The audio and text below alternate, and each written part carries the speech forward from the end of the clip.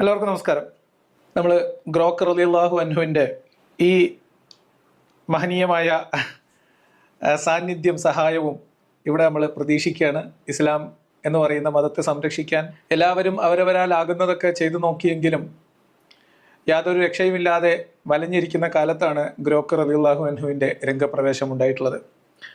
Grok റളിയല്ലാഹു അൻഹു വന്നു കിട്ടിയതോടുകൂടി വിശ്വാസികളെല്ലാം എന്തെന്നില്ലാത്ത ആവേശത്തിലാണ്, ആഹ്ലാദത്തിലാണ്.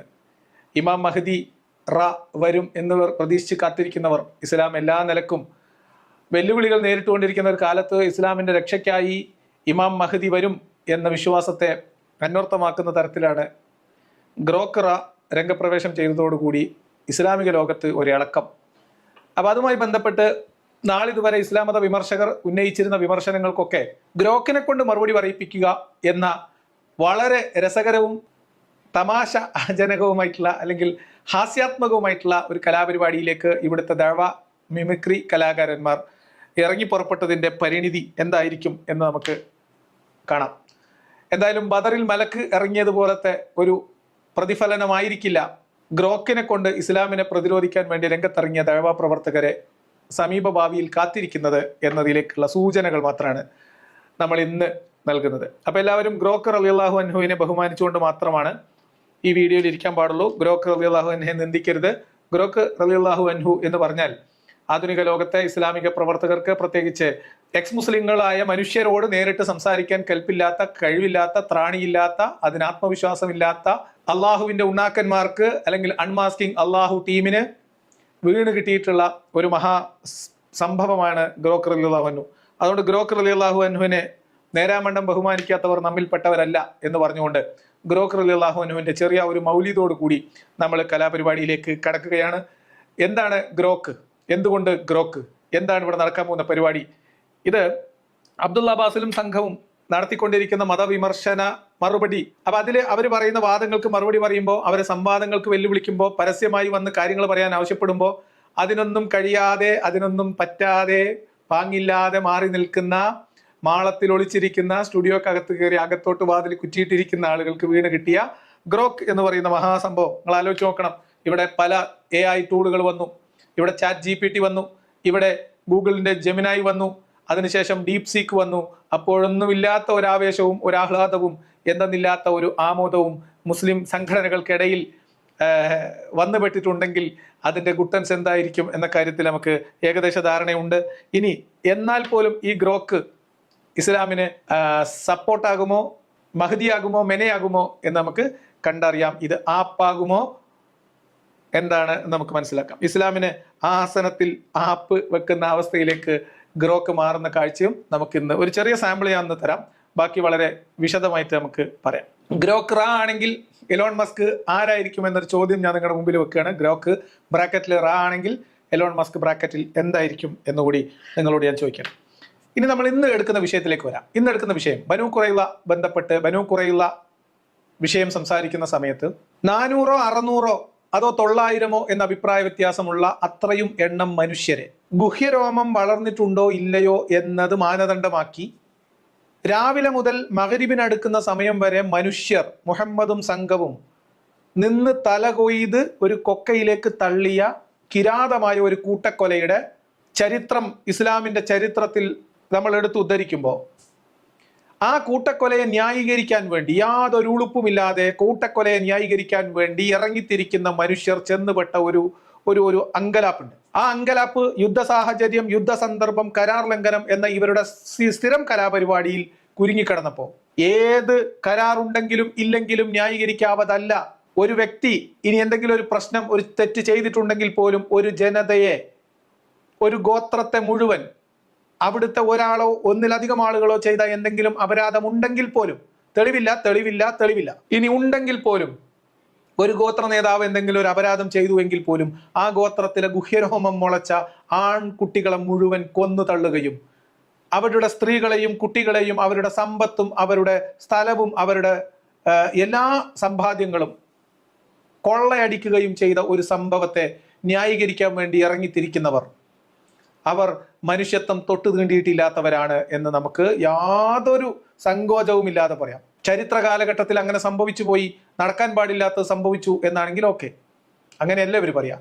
ആ കൂട്ടക്കൊലയെ ന്യായീകരിക്കാം. അതിനെ ഓർമ്മിപ്പിച്ചുകൊണ്ടാണ് മുജാഹിദ് ബാലുശ്ശേരി പറയുന്നത്. അതിനെ ന്യായീകരിക്കുന്ന വാചകമാണ് മുഹമ്മദ് നബി അള്ളാഹുവിന്റെ റസൂൽ 1000 ആളുടെ തല അരിഞ്ഞിട്ടുണ്ടെങ്കിൽ ആ അരിയൽ കാരുണ്യമാണ് എന്ന് പറയുന്നത് റെഫർ ചെയ്യുന്നത് ബനു ഖുറൈളയിലേക്കാണ്. ഈ സംഭവം പരാമർശിക്കുകയും വിമർശിക്കുകയും ചെയ്യുമ്പോൾ, തർക്കിക്കുമ്പോൾ ഇവർ നിരന്തരമായിട്ട് പറഞ്ഞുകൊണ്ടിരിക്കുന്ന ഒരു സംഭവമാണ് കരാർ ലംഘനം നടത്തിയാലും ഇല്ലെങ്കിലും അത് കൂട്ടക്കൊലയാണെങ്കിലും സംശയമില്ല. പക്ഷെ അവർ കരാറിനെ കുറിച്ച് ഇങ്ങനെ പറഞ്ഞുകൊണ്ടിരിക്കുമ്പോൾ നമ്മൾ ഒരിക്കൽ ചോദിച്ചു, ഏതാണ് ആ കരാർ? ഇതാണ് ഇപ്പോൾ വലിയ അപരാധം. ഏതാണ് ആ കരാർ? നമ്മൾ ചോദിച്ചു, ഏതാണ് ആ കരാർ എന്ന് ഞാൻ അവിടെയും ചോദിക്കും. ഏതാണ് ആ കരാർ എന്ന് ഞാൻ സൂറത്തു തൗബ, യുദ്ധം ഏതാണെന്ന് ചോദിച്ചപ്പോഴാണ് യുദ്ധമല്ല കരാറാണെന്ന് പറഞ്ഞത്. സൂറത്തു തൗബയിൽ ഇപ്പൊ നിൽക്കുന്നത് കരാറാണ്. ഏതാണ് ആ കരാർ? നമ്മൾ ഇനിയും ചോദിക്കും, ഏതാണ് ആ കരാർ? ബനു ഖുറൈള സംഭവത്തിൽ ഏതാണ് ആ കരാർ എന്ന് ചോദിച്ചു. അതിനാണ് ആകെ ബേജാറായിട്ട് ഒരാളിനെ വിളിച്ചിട്ട്, ഏതാണ് നിങ്ങൾ ഉപയോഗിക്കണം മൈക്ക്, ഏതാണ് ആ മൈക്ക്, ഏതാണ് ആ മൈക്ക് എന്ന് ചോദിച്ചു. അന്ന് അതിന് മറുപടി പറയാത്തവർ ഏതാണ് ആ കരാർ എന്ന് ചോദിക്കുമ്പോൾ കരാറുണ്ടെങ്കിൽ ഇതാണ് ആ കരാർ എന്ന് പറഞ്ഞാൽ പ്രശ്നം തീർന്നില്ലേ? അതിന് പകരം അതിന് നേർക്കുനേർ മറുപടി പറയാതെ ഉരുണ്ട് മറിഞ്ഞും കളിയാക്കിയും തമാശയാക്കിയും ട്രോളിറക്കിയും മുന്നോട്ട് പോയി. ഏതാണ് ആ മൈക്ക് എന്ന് വിളിച്ച് ചോദിക്കുകയൊക്കെ ചെയ്തിട്ട് മുന്നോട്ട് പോയി. അപ്പൊ അവരോട് ഞാൻ അന്നേ ചോദിച്ചു, നിങ്ങൾ ഉദ്ദേശിക്കുന്നത് മദീന പാക്ട് ആണോ, മദീന ചാർട്ടർ ആണോ? അപ്പൊ അവർ പറഞ്ഞു, അല്ല, മദീന ചാർട്ടർ അല്ല. പിന്നെ ഏതാണ് ആ കരാറ്? ഏതാണ് ആ കരാർ എന്ന ചോദ്യത്തിന് ഇതുവരെ ഉത്തരം പറയാത്തവർ ഇപ്പതാ ഗ്രോക്കിനെ ചുമലിലേറിക്കൊണ്ട് ഇതാണ് ആ കരാർ, ഏതാണ് ആ കരാർ എന്ന് ചോദിക്കുന്ന ചില ആൾക്കാരുണ്ട്. ഓൽക്കുള്ള മറുപടിയാണ് എന്ന് പറഞ്ഞിട്ടാണ് ഈ വീഡിയോയിൽ അവർ വന്നത്. അതുകൊണ്ടാണ് ഞാൻ ആ ഭാഗം ആദ്യമായിട്ട് എടുക്കാമെന്ന് വിചാരിക്കുന്നത്. ആദ്യമായിട്ട് നമ്മൾ ഏതാണ് ആ കരാർ എന്ന് ചോദിച്ച ഭാഗം ആണ് നമ്മൾ ഇന്ന് എടുക്കാൻ പോകുന്നത്. അതുകൊണ്ട് ഏതാണ് ആ കരാറ്, അങ്ങനെ ഒരു കരാറ് കിട്ടിയിട്ടുണ്ടോ ഇല്ലയോ, എന്താണ് ഗ്രോക്കിന് പറയാനുള്ളത് എന്നുള്ളതാണ് ചോദിക്കുന്നത്. അപ്പൊ നമ്മൾ ഇന്ന് സംസാരിക്കാൻ പോകുന്നത് ബനു ഖുറൈള സംഭവത്തെക്കുറിച്ചും ബനു ഖുറൈള കരാറിനെ കുറിച്ചുമാണ്. അത് ഇലോൺ മസ്കിന്റെ എന്താ പറയാ ഗ്രോക്കിനോട് ചോദിച്ചപ്പോ ഗ്രോക്ക് കണ്ടോ എക്സ് മുസ്ലിങ്ങൾക്ക് മറുപടി പറയാൻ എന്ന് പറഞ്ഞിട്ടാണ് തുടങ്ങുന്നത്. അപ്പൊ നമ്മൾ ആദ്യം എന്തുകൊണ്ട് ഗ്രോക്ക്, എന്തുകൊണ്ട് എലോൺ മസ്ക്, അത് ആദ്യം ഒന്ന് കേൾക്കാം. അതായത് ഗ്രോക്കിന്റെ മൗലൂദാണ്. എല്ലാവരും ഗ്രോക്കിന്റെ പേര് കേൾക്കുമ്പോൾ റളിയല്ലാഹു അൻഹു എന്ന് കമന്റ് ബോക്സിൽ എഴുതണം എന്ന് അഭ്യർത്ഥിക്കുകയാണ്. നമ്മൾ ഈ വീഡിയോയിൽ ഒരു സംവാദമാണ് ഉദ്ദേശിക്കുന്നത്. സംവാദത്തിൽ ഒരു ഭാഗത്ത് നമ്മുടെ ഇസ്ലാം വിമർശകർ, എക്സ് മുസ്ലിങ്ങൾ, അതുപോലെ തന്നെ മുസ്ലിം വിരോധികളായിട്ടുള്ള ആളുകൾ, അവരാണ് ഒരു ഭാഗത്തുള്ളത്. മറുഭാഗത്ത് നമ്മൾ പ്ലേസ് ചെയ്തിരിക്കുന്നത് ഗ്രോക്ക് AI ആണ്. ഗ്രോക്കിന് ഞങ്ങൾ ആരും അറിഞ്ഞില്ലല്ലോ പൊന്നാര ചങ്ങായിയെ. ഞങ്ങൾ എന്നോട് ഒരു സംവാദത്തിന് കാലം എണ്ണി കാത്തിരിക്കാൻ തുടങ്ങിയിട്ട് കാലത്തറായി, നാളെ എണ്ണി കാത്തിരിക്കാൻ തുടങ്ങിയിട്ട് നമ്മളറിയാതെ നമ്മൾ വെച്ച സംവാദ ഇജ് ആള് കൊള്ളാലോ, ജി തരക്കടില്ലല്ലോ, ജി കൊള്ളാലോ ജി. അപ്പൊ ഒരു ഭാഗത്ത് എക്സ് മുസ്ലിങ്ങൾ, മറുഭാഗത്ത് ഗ്രോക്കിന്റെ പേര് കേൾക്കുമ്പോൾ റളിയല്ലാഹു അൻഹു പറയണേ, ഗ്രോക്ക് റാന്നെങ്കിലും പറയണം. അത് കലാപരിപാടി കൊള്ളാം അല്ലേ? അത് കൊള്ളാട്ടാ, കൊള്ളാം. കുറിച്ച് നിങ്ങൾ കേട്ടിട്ടുണ്ടാവും, ChatGPT, DeepSeek. അതിനൊക്കെ ശേഷം ഇപ്പോൾ ഏറ്റവും കൂടുതൽ ചർച്ച ചെയ്യപ്പെട്ടുകൊണ്ടിരിക്കുന്ന ഒന്നാണ് ഗ്രോക്ക് എന്നുള്ളത്. ഇലോൺ മസ്ക് ഒക്കെ മുന്നോട്ട് കൊണ്ടുവന്നിട്ടുള്ള ഗ്രോക്ക് റളിയല്ലാഹു. അപ്പോ നാടകം കൊള്ളാം, പ്ലോട്ടൊക്കെ കൊള്ളാം. ഒരു എന്താ പറയാ, ഒരു തിരക്കഥ സംഭാഷണ സംവിധാനമൊക്കെ ഒരുക്കിയിട്ട് ഒരു സിനിമയൊക്കെ പിടിക്കുകയാണെങ്കിൽ കൊള്ളാം, നിങ്ങൾ പൊളിക്കും. എമ്പുരാനെ കടത്തി വെട്ടാൻ പറ്റുന്ന തിരക്കഥകളെ കൊണ്ട് ഉണ്ടാക്കാൻ പറ്റുന്നതാണ് ഇതിന്റെ ഒരു ഇത്. എന്താ നിങ്ങൾക്ക് തോന്നണേ? അതിനെക്കുറിച്ച് ഇപ്പോൾ ചർച്ച ചെയ്യാനുള്ള ഏറ്റവും പ്രധാനപ്പെട്ട ഒരു കാര്യം അതാണ് ഗ്രോക്കിനെ കുറിച്ച് എന്തുകൊണ്ട് ഇപ്പോൾ ചർച്ച. ChatGPT, അത് കഴിഞ്ഞിട്ട് ജെമിനായി, അത് കഴിഞ്ഞിട്ട് DeepSeek, ഇതൊക്കെ വന്നിട്ടും ഇളകാത്ത കുലുങ്ങാത്ത, അതിൻ്റെ ഇടയിൽ നമ്മുടെ മെറ്റായി, ഇതൊക്കെ വന്നിട്ടും ഇളകാത്ത കുലുങ്ങാത്ത അൺമാസ്കിംഗ് അള്ളാഹു ടീമിന് എന്താണ് ഗ്രോക്ക് റളിയല്ലാഹുവിന്റെ പേര് കേൾക്കുമ്പോൾ ഇത്ര ആവേശം? എന്താണ് ഇതിന്റെ രഹസ്യം? അത് നമുക്ക് പറഞ്ഞു. അതിൽ വരുന്ന ഉത്തരങ്ങൾ ഒരു പരിധിവരെ ഒരു അൺബയാസ്ഡ് നേച്ചർ അതിനുണ്ട് എന്നുള്ളതാണ് ഇപ്പോൾ ചർച്ച ചെയ്യപ്പെടാനുള്ള കാരണം ചരിത്രപരമായിട്ടും അതുപോലെ തന്നെ രാഷ്ട്രീയപരമായിട്ടുള്ള ചോദ്യങ്ങൾക്ക് പോലും കുറച്ചൊരു അൺബയാസ്ഡ് ആയിട്ടുള്ള ഉത്തരങ്ങൾ തരുന്നു എന്നുള്ളതാണ് ഇപ്പോൾ അത് കൂടുതൽ ചർച്ച ചെയ്യപ്പെടാൻ കാരണം. ChatGPT എടുത്ത് നോക്കിയാൽ നമുക്ക് കാണാൻ പറ്റും, ഒരു അമേരിക്കൻ ബയാസ് കാണാൻ സാധിക്കും. ഫലസ്തീൻ ജനോസൈഡിനെ കുറിച്ച് ചോദിച്ചാൽ ChatGPTക്ക് കുറച്ചൊരു ഉരുണ്ടുകളി ഉണ്ടാവും. അതേപോലെ തന്നെ DeepSeekനോട് ഉയ്ഗൂറിലുള്ള മുസ്ലിങ്ങളുടെ പീഡനത്തെക്കുറിച്ച് ചോദിച്ചാൽ കുറച്ചൊരു ഉരുണ്ടുകളി ഉണ്ടാവും. അപ്പോൾ സ്വാഭാവികമായിട്ടും ചൈനീസ് ബയാസ് DeepSeekനും അതുപോലെ തന്നെ ChatGPTക്ക് ഒരു അമേരിക്കൻ ബയാസ് ഒക്കെ ഉണ്ട്. എന്നാൽ അതിൽ നിന്നൊക്കെ കുറച്ചുകൂടി ഒരു മുക്തമായിട്ടുള്ള ഒരു AI മോഡൽ എന്ന നിലക്കാണ് ഇപ്പോൾ ഗ്രോക്ക് ചർച്ച ചെയ്യപ്പെട്ടുകൊണ്ടിരിക്കുന്നത്. ഇത് കണ്ടുകൊണ്ടിരിക്കുന്ന ആളുകൾ വേറെ ഒരു വിൻഡോയിൽ ഗ്രോക്ക് ഓപ്പൺ ചെയ്തിട്ട്, അല്ലെങ്കിൽ ഗ്രോക്ക് ആരുടെ കയ്യിലുണ്ടെങ്കിൽ, ഞാൻ ഗ്രോക്കിന്റെ വിശ്വാസ്യതയും ഗ്രോക്കിന്റെ കൃത്യതയും വ്യക്തമാക്കാൻ വേണ്ടി ഞങ്ങൾക്കൊരു എന്താ പറയുക ഒരു പരീക്ഷണം നമുക്ക് നടത്താം. എല്ലാവരും ചെയ്യണം കേട്ടോ, എല്ലാവരും ചെയ്യണം. എന്നിട്ട് ചെയ്തിട്ട് അതിന്റെ ഉത്തരം കിട്ടിയവർ അത് കമന്റ് ബോക്സിൽ വന്ന് പറയണം. ഗ്രോക്കിനോട് draw a picture of prophet Muhammad എന്ന് വേണമെങ്കിൽ ബ്രാക്കറ്റ് ഇട്ടോളി. എല്ലാവരും ചെയ്തു നോക്കി. പ്രവാചകൻ മുഹമ്മദിന്റെ ഒരു ചിത്രം വരച്ചു തരാൻ വേണ്ടി ഗ്രോക്കിനോട് പറഞ്ഞു നോക്കുക. ഗ്രോക്ക് എന്ന് പറഞ്ഞാൽ കൃത്യതയും കണിശതയും സത്യസന്ധതയും ബയാസ് രഹിതമായിട്ടുള്ള കാര്യങ്ങളും വസ്തുനിഷ്ഠമായിട്ട് നമുക്ക് തരുന്ന ആളാണ്. നിങ്ങൾ ഗ്രോക്കിന് ഓപ്പൺ ചെയ്ത് കഴിഞ്ഞാൽ അതിനകത്ത് നിങ്ങൾക്ക് ഇമേജ് ക്രിയേറ്റ് ചെയ്യാനുള്ള ഒരു ഓപ്ഷൻ ഉണ്ടാവും. അവിടെ പോയിട്ട് നിങ്ങൾ draw a picture of prophet Muhammad എന്നൊന്ന് അടിച്ചിട്ട് അതിന്റെ റിസൾട്ട് കിട്ടിയ ഒരു പ്രവാചകന്റെ ഫോട്ടോ കണ്ട് നിർവൃതി അടഞ്ഞവർ ഒന്നുകൂടെ വന്നിട്ട് പറയണം, ഞാൻ ചോദിച്ചപ്പോൾ ഒരു ഫോട്ടോ തന്നു, അത് നോക്കുമ്പോൾ നമ്മുടെ നാട്ടിലത്തെ ഈ കാലഘട്ടത്തിലെ ഏതോ ഒരു AP സുന്നീന്റെ തലയിൽ കെട്ടിയ ഫോട്ടോ ആണ്. അപ്പൊ ഞാൻ ഗ്രോക്കിനോട് പറഞ്ഞു, പൊന്നാര ചെങ്ങയ്യെ, ഞങ്ങളെ മുത്തുനബി ജീവിച്ചത് 6-ാം നൂറ്റാണ്ടിലാണ്, ഇജ്ജ് എന്ത് പണിയാണ് ഈ കാണിക്കണേ? ഇജ്ജ് ഇപ്പൊ ഇന്നത്തെ കാലത്ത് കുളിച്ച് കുട്ടപ്പനായി നടക്കുന്ന ആൾക്കാരുടെ ഫോട്ടോ ആണ്, ഇജ്ജ് പ്രവാചകന്റെ ഫോട്ടോ എന്ന് ഞങ്ങളെ പറ്റിക്കുകയാണോ? പ്രവാചകൻ 6-ാം നൂറ്റാണ്ടിലെ മനുഷ്യനല്ലേ ഇജ്ജ്? അതുകൊണ്ട് മര്യാദക്ക് നേരാൻ ചോവേ ശരിക്കുള്ള പ്രവാചകന്റെ ഫോട്ടോ വരച്ചു തരാൻ പറഞ്ഞപ്പോ പുള്ളി എനിക്ക് വേറൊരു ഫോട്ടോ അയച്ചു. അതൊന്നിപ്പോ ഞാൻ ഇവിടെ കാണിക്കണില്ല. അപ്പൊ എന്തായാലും കൃത്യത വ്യക്തത എന്നൊക്കെ പറഞ്ഞാൽ AI മോഡൽ എന്താണെന്നൊക്കെ ഉള്ളതിനെ കുറിച്ച് ധാരണയില്ലാത്ത ആളല്ല പല ഡോക്ടർമാര്. ഇവിടുത്തെ ആളുകൾക്ക് എന്താണ് AI മോഡൽ എന്നുള്ളതിനെ കുറിച്ച് സാമാന്യമായിട്ടുള്ള ഒരു ധാരണ ഉണ്ടാവും. അതിന്റെ അകത്ത് നടക്കുന്ന സങ്കീർണമായിട്ടുള്ള പ്രക്രിയകളെ കുറിച്ച് നമുക്കൊന്നും ധാരണ ഇല്ലെങ്കിലും AI മോഡൽ എന്താണ് എന്ന് ഇതേ ഉസ്താദ് നമുക്ക് പറഞ്ഞുതരും. AI മോഡലിന്റെ പോരിശ പറയുന്ന ഇതേ ബാസിൽ AI എന്താണ് എന്ന് നമുക്ക് പറഞ്ഞുതരും. അത് വേറെ കാര്യം. അപ്പോ എന്തായാലും ഗ്രോക്ക് AI അതിന് ബയാസ് ഒന്നുമില്ല. മറ്റിന് അമേരിക്കൻ ബയാസ്, ചൈനീസ് ബയാസ്, പല ബയാസാണ്. ട്രംപ് അണ്ണന്റെ സന്തത സഹചാരിയായിട്ടുള്ള എലോൺ മസ്കിന്റെ ഗ്രോക്കിന് യാതൊരു കുഴപ്പമില്ല. അത് കൊള്ളാം, നല്ല കളി. ഈവൻ വളരെ രസകരമായിട്ടുള്ള ഒരു കാര്യം എന്താ വെച്ചാൽ ഗ്രോക്കിനോട് ട്വിറ്ററിൽ ഏറ്റവും കൂടുതൽ മിസ് ഇൻഫോർമേഷൻ പടർത്തുന്നത് ആരാണ് എന്നുള്ള ചോദ്യത്തിന് ഇലോൺ മസ്ക് എന്നുള്ള ഉത്തരം പോലും, അതായത് മുതലാളിയായ ഇലോൺ മസ്ക് എന്നുള്ള ഉത്തരം പോലും പലപ്പോഴും തന്നിട്ടുണ്ട്. അപ്പോൾ ആ രൂപത്തിലുള്ള ഒരു പിന്നെ അപ്പൊ അതൊരു വല്ലാത്ത ഇന്റലിജന്റ് സാധനം തന്നെയാണ് അല്ലേ? എന്താ തെളിവ്? ആരാണ് പിന്നെ ഈ തെറ്റായ വാർത്തകൾ സോഷ്യൽ മീഡിയ പ്രചരിപ്പിക്കുന്നത് ചോദിച്ചാൽ അത് ഞങ്ങളെ മുതലാളി തന്നെ എന്ന് പറയുന്ന ഒരു AI മോഡൽ. അത് കൊള്ളാലോ. അൺബയാസ്ഡ് നേച്ചർ ഇപ്പോൾ കാണിക്കുന്നു എന്നുള്ളതാണ് ഗ്രോക്ക് ഇപ്പൊ ചർച്ച ചെയ്യപ്പെടാൻ കാരണം. അതുപോലെ തന്നെ ഇന്ത്യയിലുള്ള രാഷ്ട്രീയപരമായിട്ടുള്ള വിഷയങ്ങൾ, ഇതാണ് ഇതിലെ കോർ പോയിന്റ്. ഇത് അൺബയാസ്ഡ് അല്ല എന്നും മറ്റതൊക്കെ ബയാസ്ഡ് ആണ് എന്നും പറയാനുള്ള കാരണം എന്താ വെച്ചാൽ മറ്റതൊക്കെ ഇന്ത്യൻ രാഷ്ട്രീയ സാഹചര്യത്തെ കുറിച്ച് ചോദിക്കുമ്പോഴും അതേപോലെ തന്നെ ഗാസയിലെ കുറിച്ച് ചോദിക്കുമ്പോഴും ഇസ്രായേലിനെ കുറിച്ച് ചോദിക്കുമ്പോഴൊക്കെ വേറെ വേറെ അഭിപ്രായം പറയണോ. ഇത് ബയാസ്ഡ് അല്ല എന്ന് ഉറപ്പിക്കാൻ വേണ്ടിയിട്ടുള്ള രണ്ട് പ്രധാനപ്പെട്ട പോയിന്റുകൾ. പിന്നെ ഈ സ്വാതന്ത്ര്യ സമരവുമായി ബന്ധപ്പെട്ടുകൊണ്ട് RSSനുള്ള പങ്ക് എന്താണ്, അതുപോലെ തന്നെ വീർ സവർക്കർ ആരാണ് എന്നുള്ളതൊക്കെ ഉള്ള ചോദ്യത്തിന് കൃത്യമായ ചരിത്രപരമായ ഉത്തരങ്ങൾ നൽകുന്നു എന്നുള്ളതാണ് ഗ്രോക്ക് ഇപ്പോൾ ചർച്ച ചെയ്യപ്പെടാനുള്ള കാരണം. ആരാണ് മുഹമ്മദ് നബി എന്ന് ഗ്രോക്കിനോട് ചോദിച്ചാൽ ഗ്രോക്ക് സത്യസന്ധമായിട്ട് പറയും എന്നാണ് എൻ്റെ അഭിപ്രായം. പറയില്ലെങ്കിൽ ഗ്രോക്കിനെ കൊണ്ട് പറയിപ്പിക്കാൻ നമുക്ക് അറിയാം എന്നാണ് എനിക്ക് നിങ്ങളോട് പറയാനുള്ളത്. ഇസ്ലാമിന്റെ അവകാശവാദം അനുസരിച്ച് എന്താണ് മുഹമ്മദ് നബി, ആരാണ് മുഹമ്മദ് നബി, യഥാർത്ഥത്തിൽ ആരായിരുന്നു മുഹമ്മദ് നബി, എന്തായിരുന്നു മുഹമ്മദ് നബി നമുക്ക് പരിശോധിക്കാവുന്നതാണ്. മുഹമ്മദ് നബിന്റെ റസൂലിന്റെ പിക്ചർ കിട്ടിയവർ ഇവിടെ വന്ന് ഹാജർ വെക്കും മനുഷ്യന്മാരെ, നിങ്ങൾ കണ്ടോ? ഇപ്പൊ എന്തായാലും നമ്മൾ ഈ ഒരു സംഭവത്തിലേക്ക് പോകുമ്പോൾ നമ്മൾക്കറിയാം ഈ എക്സ് മുസ്ലിങ്ങൾ, ഇസ്ലാം വിമർശകർ എന്നൊക്കെ പറയുന്ന ആളുകൾ പലതരത്തിലുള്ള ഖുർആൻ ആയത്തുകളും ഹദീസുകളും എല്ലാം എടുത്തിട്ട് ഇവിടുന്ന് എടുത്ത് കട്ട് ചെയ്തിട്ടൊക്കെ പല തട്ടിപ്പുകളും നടത്താറുണ്ട്. നമ്മൾ അതിന് ഒരുപാട് മറുപടിയും പറഞ്ഞിട്ടുണ്ട്. അപ്പോൾ അതിങ്ങനെ കണ്ടിന്യൂ ചെയ്തുകൊണ്ടിരിക്കുകയാണ്. അപ്പോൾ നമ്മളത് പറയുമ്പോൾ ഒരു പക്ഷേ പല ആളുകളും വിചാരിക്കാതെ നമ്മളുടെ ഒരു മതത്തിനെ ഇവരുടെ ഭാഷയിൽ പറയാൻ വൈറ്റ് വാഷ് ചെയ്യാൻ, അതുപോലെ തന്നെ അതിനെ വെളുപ്പിക്കാൻ എന്നൊക്കെ പറഞ്ഞുകൊണ്ട് അതിനെ ആ നിലക്ക് കാണുന്ന പല ആളുകളുണ്ടാവും. അപ്പം ഇസ്ലാം മത വിമർശകർ ഇവിടുന്ന് പൊട്ടിച്ചു മുറിച്ചു കൊടുത്തുകൊണ്ടിരും. ഇവരതിന് മറുപടി പറയും. ഇവർ മറുപടി പറയുമ്പോൾ നമ്മൾ അതിനെ വെളുപ്പിക്കുക എന്ന് പറഞ്ഞ് ആക്ഷേപിക്കുക. എന്ത് പണി ഞങ്ങൾ കാണിക്കുക? അങ്ങനെ ചെയ്യരുത് കേട്ടോ. ഇസ്ലാം വിമർശകർ കൊണ്ടുവരുന്നത് തെളിവില്ലാത്തതും ഇവിടുന്ന് അടർത്തിയെടുത്തതും പൊട്ടിച്ചതും മുറിച്ചതും ആയിരിക്കും. പക്ഷെ ഇവർ സത്യസന്ധമായി കൃത്യമായിട്ടെല്ലാം മറുപടിയും പറയും. മറുപടി കേൾക്കുമ്പോൾ വിശ്വാസികൾക്ക് തന്നെ തോന്നും എന്തിനാണ് ഇങ്ങനെ കിടന്ന് മെഴുകണത് എന്ന്. അതാണിപ്പോൾ അദ്ദേഹം പറഞ്ഞതിൻ്റെ ഒരു കൊളോക്കിയലായിട്ടുള്ള അർത്ഥം അതാണ്. എന്തിനാണ് ഇങ്ങനെ മെഴുകുന്നത് ബാസിലേ എന്ന് ആൾക്കാർ ചോദിക്കുന്നുണ്ടാവും. അപ്പൊ അദ്ദേഹം പറയാതെ മെഴുകലൊന്നും അല്ല, അത് ശരിക്കുള്ളതാണ്. ഇപ്പൊ അതിനൊരു തെളിവ് കിട്ടി. എന്താ തെളിവ്? ഇസ്ലാം വിമർശകർ പറയുന്നത് തെറ്റാണെന്നും വിമർശകർക്ക് മറുപടി പറയുന്ന ബാസിലും ടീമും പറയുന്നത് ശരിയാണെന്നും ഒരു സാക്ഷിനെ കിട്ടി. ആ സാക്ഷിയാണ് നമ്മുടെ ഗ്രോക്ക് റളിയല്ലാഹു അൻഹു. കാരണം എന്താ? ഗ്രോക്ക് മുസ്ലിം അല്ലല്ലോ. ഗ്രോക്ക് പൊന്നാനി പോയിട്ടില്ല, ഷഹാദത്ത് കലിമ ചൊല്ലിയിട്ടില്ല. അതുകൊണ്ട് തന്നെ ഗ്രോക്ക് എന്തല്ല? മുസ്ലിം അല്ല. അതുകൊണ്ട് ഗ്രോക്ക് പറയുന്നത് എന്തായിരിക്കും? സത്യമായിരിക്കും. ഗ്രോക്ക് പറയുന്നത് എക്സ് മുസ്ലിങ്ങൾ പറയുന്നതിന് വിരുദ്ധമായിട്ടുള്ള വാദമാണെങ്കിൽ ഗ്രോക്ക് സത്യമായി പറയുന്നുണ്ടാവുക, ശരിയായിരിക്കും പറയുന്നുണ്ടാവുക. അപ്പൊ എക്സ് മുസ്ലിം എന്നാണ് പറയുന്നു. ഗ്രോക്ക് പറയുന്നത് നമ്മളെ ഈ അൺമാസ്കിങ് അള്ളാഹു ടീമൊക്കെ പറയുന്ന അതേ വാദമാണെങ്കിൽ അപ്പം അവർ പറയുന്നത് ശരിയായി. ഗ്രോക്ക് നല്ല കുട്ടിയായി, ഗ്രോക്കിന് ബയാസൊന്നുമില്ല, നല്ല മൂടുക്കം കുട്ടി. ഇത് കഴിഞ്ഞിട്ട് ഇജ്ജ് തന്നെ പറയണട്ടോ ബാസിലെ. അവരുടെ മുമ്പിലേക്ക് നമ്മൾ ഒരു സംവാദകനെ വെക്കുകയാണത് വേറെ ആരുമല്ല. ഈ നിലക്ക് ഇപ്പോൾ അൺബയാസ്ഡ് എന്ന് നമ്മൾ പൊതുവെ എല്ലാവരും അതിന്റെ പേരിൽ ചർച്ച ചെയ്യപ്പെട്ടുകൊണ്ടിരിക്കുന്ന ഗ്രോക്കിനെ നമ്മൾ അവിടേക്ക് വെക്കാൻ. അപ്പൊ ഗ്രോക്കിനെ അവിടെ വെക്കുക. ഞാൻ ഇവിടെ വന്നിരിക്കാലോ. അല്ലെങ്കിൽ ഇജും ഗ്രോക്ക് ഇഞ്ഞും കൂടി വാ, ഇജ് രണ്ടാളും കൂടി വാ. അടക്ക് 1 ലക്ഷം തന്നില്ലേ? ഗ്രോക്കിന് ഇനി ഒരു കടലമുട്ടായി വാങ്ങാൻ 50 റുപ്യ എക്സ്ട്രാ കൊടുക്കാം. 1,50,050 റുപ്യ വരുമോ? ഇവിടെ പറഞ്ഞു തരുമോ? എന്നിട്ട് ഈ പറയുന്ന ന്യായങ്ങൾ സ്റ്റേജിന്റെ മുമ്പിൽ മനുഷ്യരുടെ മുമ്പിൽ പറയാൻ ആർജവമുണ്ടോ ബാസിലെ? ഗ്രോക്കിനെയും കൂട്ടിക്കോ, ഗ്രോക്കിനെയും കൂട്ടിക്കോ.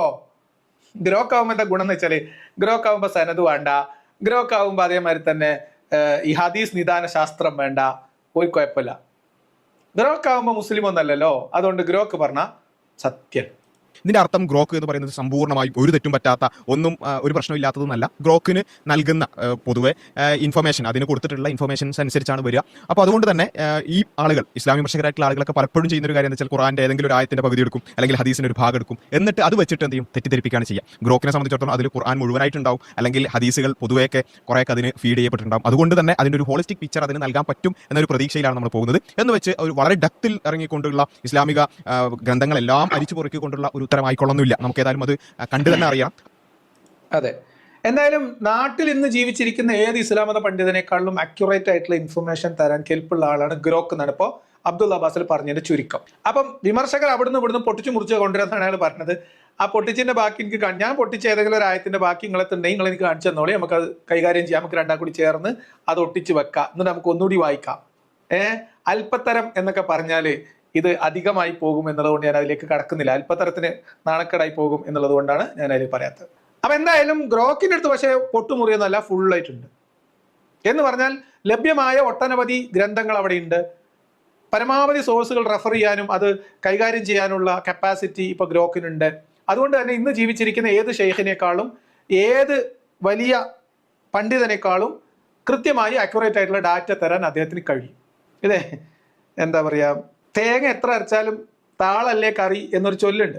അത് നമുക്ക് ഭാവിയിൽ പറയാം. അപ്പൊ ഗ്രോക്ക് എന്ത് ചെയ്യും?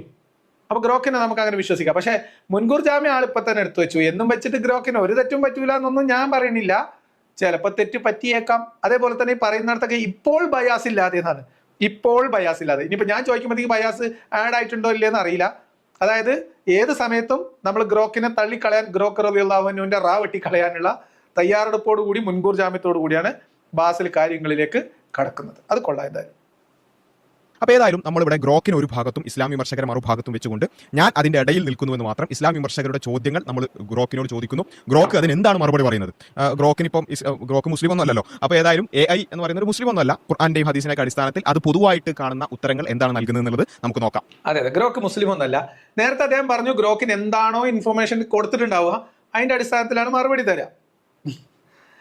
അതിനല്ലേ പൊന്നാർ ചങ്ങായി ബയാസ് എന്ന് പറയാം. പോട്ടെ, ഇനി ഏത് ഡാറ്റയാണ് ഇവർ ഗ്യാദർ ചെയ്യുന്നത്, ഈ ഡാറ്റയെ എങ്ങനെയാണ് അനലൈസ് ചെയ്യുന്നത് എന്നതിനൊക്കെ അനുസരിച്ച് നിങ്ങൾ ഓരോ AI ചാറ്റ് ബോട്ടിലും കൊടുക്കുമ്പോൾ കിട്ടുന്ന ഉത്തരം വ്യത്യസ്തമായിരിക്കും. ഇനി ഇതേ ഗ്രോക്കിനോട് തന്നെ നിങ്ങൾ ഒരേ ചോദ്യം ഒന്നിൽ കൂടുതൽ തവണ ആവർത്തിച്ച് ചോദിച്ചാൽ കിട്ടുന്ന ഉത്തരങ്ങൾ വ്യത്യസ്തമായിരിക്കും. ഇവിടെ അബ്ദുള്ള ബാസിൽ ചോദിക്കുന്ന ചോദ്യം അതുപോലെ കോപ്പി പേസ്റ്റ് ചെയ്തപ്പം എനിക്ക് കിട്ടിയ ഉത്തരവും ബാസിൽ കൊടുത്ത ഉത്തരവും തമ്മിൽ വ്യത്യാസമുണ്ട്. അത് ഞാൻ നിങ്ങളെ കാണിക്കാം. അപ്പൊ അതിലേക്ക് നമ്മൾ വിശദമായിട്ട് പോകും. എന്തായാലും എന്താണ് ഒരു AI മോഡൽ എന്ന് അറിയാത്ത ആളല്ല ബാസിൽ.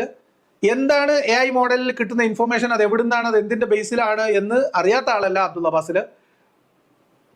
പിന്നെ എന്തിനാണ് അബ്ദുള്ള ബാസിൽ മലയാളത്തിൽ ഗ്രോക്കിനോട് ചോദ്യങ്ങൾ ചോദിച്ച് വീഡിയോ ചെയ്തിട്ട് കഷ്ടപ്പെടുന്നത് നിങ്ങൾക്ക് വല്ലതും അറിയോ? അൺമാസ്കിംഗ് അല്ലാഹു എന്ന് പറയുന്ന ചാനൽ മലയാളികളായിട്ടുള്ള വിശ്വാസികളായിട്ടുള്ള ആളുകളെ, ഇസ്ലാം ദീനിൽ നിന്ന് പുറത്തു പോകുന്ന യുവതലമുറയെ AI കാണിച്ചിട്ടെങ്കിലും പിടിച്ചു നിർത്താൻ പറ്റുമോ എന്നുള്ള അവസാനത്തെ ശ്രമം നടത്തുകയാണ്. ഉസ്താദുമാരൊന്നും പറഞ്ഞു, ഉസ്താദുമാർ നിങ്ങൾ പറഞ്ഞു നിങ്ങൾ പോകണ്ട, നിങ്ങൾ സംഭവത്തിന് പോകണ്ടെന്ന് പറഞ്ഞു.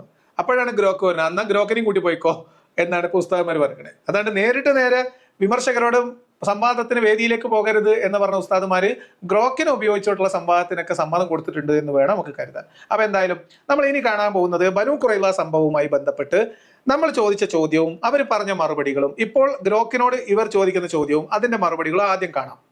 അതിനുശേഷം ഇതേ ചോദ്യങ്ങൾ ഗ്രോക്കിനോട് ഞാൻ ചോദിക്കുന്നുണ്ട്. ഏതാണ് ആ കരാർ എന്ന് ഞാൻ ഗ്രോക്കിനോട് ചോദിക്കുമ്പോൾ ഗ്രോക്ക് പറയുന്ന മറുപടിയും ഞാൻ പണ്ട് പറഞ്ഞിരുന്ന മറുപടിയും ഇവർ പറയുന്ന മറുപടിയും എന്തായിരുന്നു എന്നതിന്റെ താരതമ്യമാണ്. അപ്പൊ അത് രണ്ടും കൂടി ക്ലാഷ് ആവാതിരിക്കുക നമ്മൾ ചെയ്യുന്നത് എന്താ വെച്ചാൽ, ആദ്യം ബാസിൽ ഗ്രോക്കുമായിട്ട് നടത്തുന്ന സംഭാഷണം അത് അദ്ദേഹം വിശദീകരിക്കുന്നത് നമുക്കൊന്ന് കേൾക്കാം. ആവശ്യമായിട്ടുള്ള പോയിന്റുകൾ ഞാനിവിടെ നോട്ട് ചെയ്ത് വെക്കാം. എന്നെ സംബന്ധിച്ചത് ലൈവായിട്ട് ടൈപ്പ് ചെയ്ത് എഴുതി ഉണ്ടാക്കുക എന്ന് പറയുന്നത് കുറച്ച് ഒരു പ്രാക്ടിക്കൽ ബുദ്ധിമുട്ടുള്ള കാര്യമായതുകൊണ്ട് ഇതേ ചോദ്യങ്ങളും എനിക്ക് ചോദിക്കാനുള്ള ചോദ്യങ്ങളും ഗ്രോക്കിനോട് ചോദിച്ചത് എൻ്റെ ഡിസ്പ്ലേയിലുണ്ട്. ആ ഡിസ്പ്ലേ ഞാൻ നിങ്ങളെ ഷെയർ ചെയ്യാണ് ചെയ്യുക. ആ ക്രോം ഞാൻ നിങ്ങളെ അതുപോലെ സ്ക്രോൾ ചെയ്ത് കാണിക്കാം. അത് പിന്നെ നമുക്ക് എഡിറ്റ് ചെയ്യാൻ പറ്റില്ല, ക്രോമിലുള്ള സാധനമാണ്. ഞാൻ അല്ലെങ്കിൽ നമ്മളത് എഡിറ്റ് ചെയ്താണെന്നൊക്കെ പറഞ്ഞാൽ അപ്പൊ എന്തായാലും അത് നമുക്ക് നോക്കാം. എന്നിട്ട് എന്താണ് വസ്തുത, നിങ്ങൾക്ക് എന്താണ് മനസ്സിലാവുന്നത്? നിങ്ങൾ ഗ്രോക്കിന്റെ ഒപ്പം നിൽക്കുമോ, നിങ്ങൾ എൻ്റെ കൂടെ നിൽക്കുമോ, അല്ല ബാസിലിന്റെ കൂടെ നിൽക്കുമോ, അല്ല കിതാബിന്റെ കൂടെ നിൽക്കുമോ എന്ന് നിങ്ങൾ അവസാനം പറഞ്ഞാൽ മതി. അപ്പൊ അതുകൊണ്ട് ചോദിക്കേണ്ട പോലെ ചോദിച്ചാൽ മണി പോലെ ഏത് ഗ്രോക്കും ഉത്തരം പറയും എന്ന് ബാസിലിനെ കാണിച്ചു കൊടുക്കലാണ് ഇന്നത്തെ വീഡിയോയുടെ ഉദ്ദേശം. അതുകൊണ്ട് ഊടായ്പ് തട്ടിക്കൂട്ട് ഗ്രോക്കറായും കൊണ്ട് കളത്തിലേക്ക് ഇറങ്ങുമ്പോൾ നല്ല ശ്രദ്ധിക്കണം. ഇതിപ്പോ ഒരു പോയിന്റ് മാത്രമാണ് നമ്മൾ ഇന്ന് എടുക്കുന്നത്. ഇതിൽ വേറെയും ചില നുണകൾ ഗ്രോക്കിനെ കൊണ്ട് പറയിപ്പിക്കാൻ ശ്രമിച്ചിട്ടുണ്ട്. നമുക്ക് നോക്കാം എങ്ങനെയാണ് അത്, എന്താണ് അതിന്റെ വസ്തുത.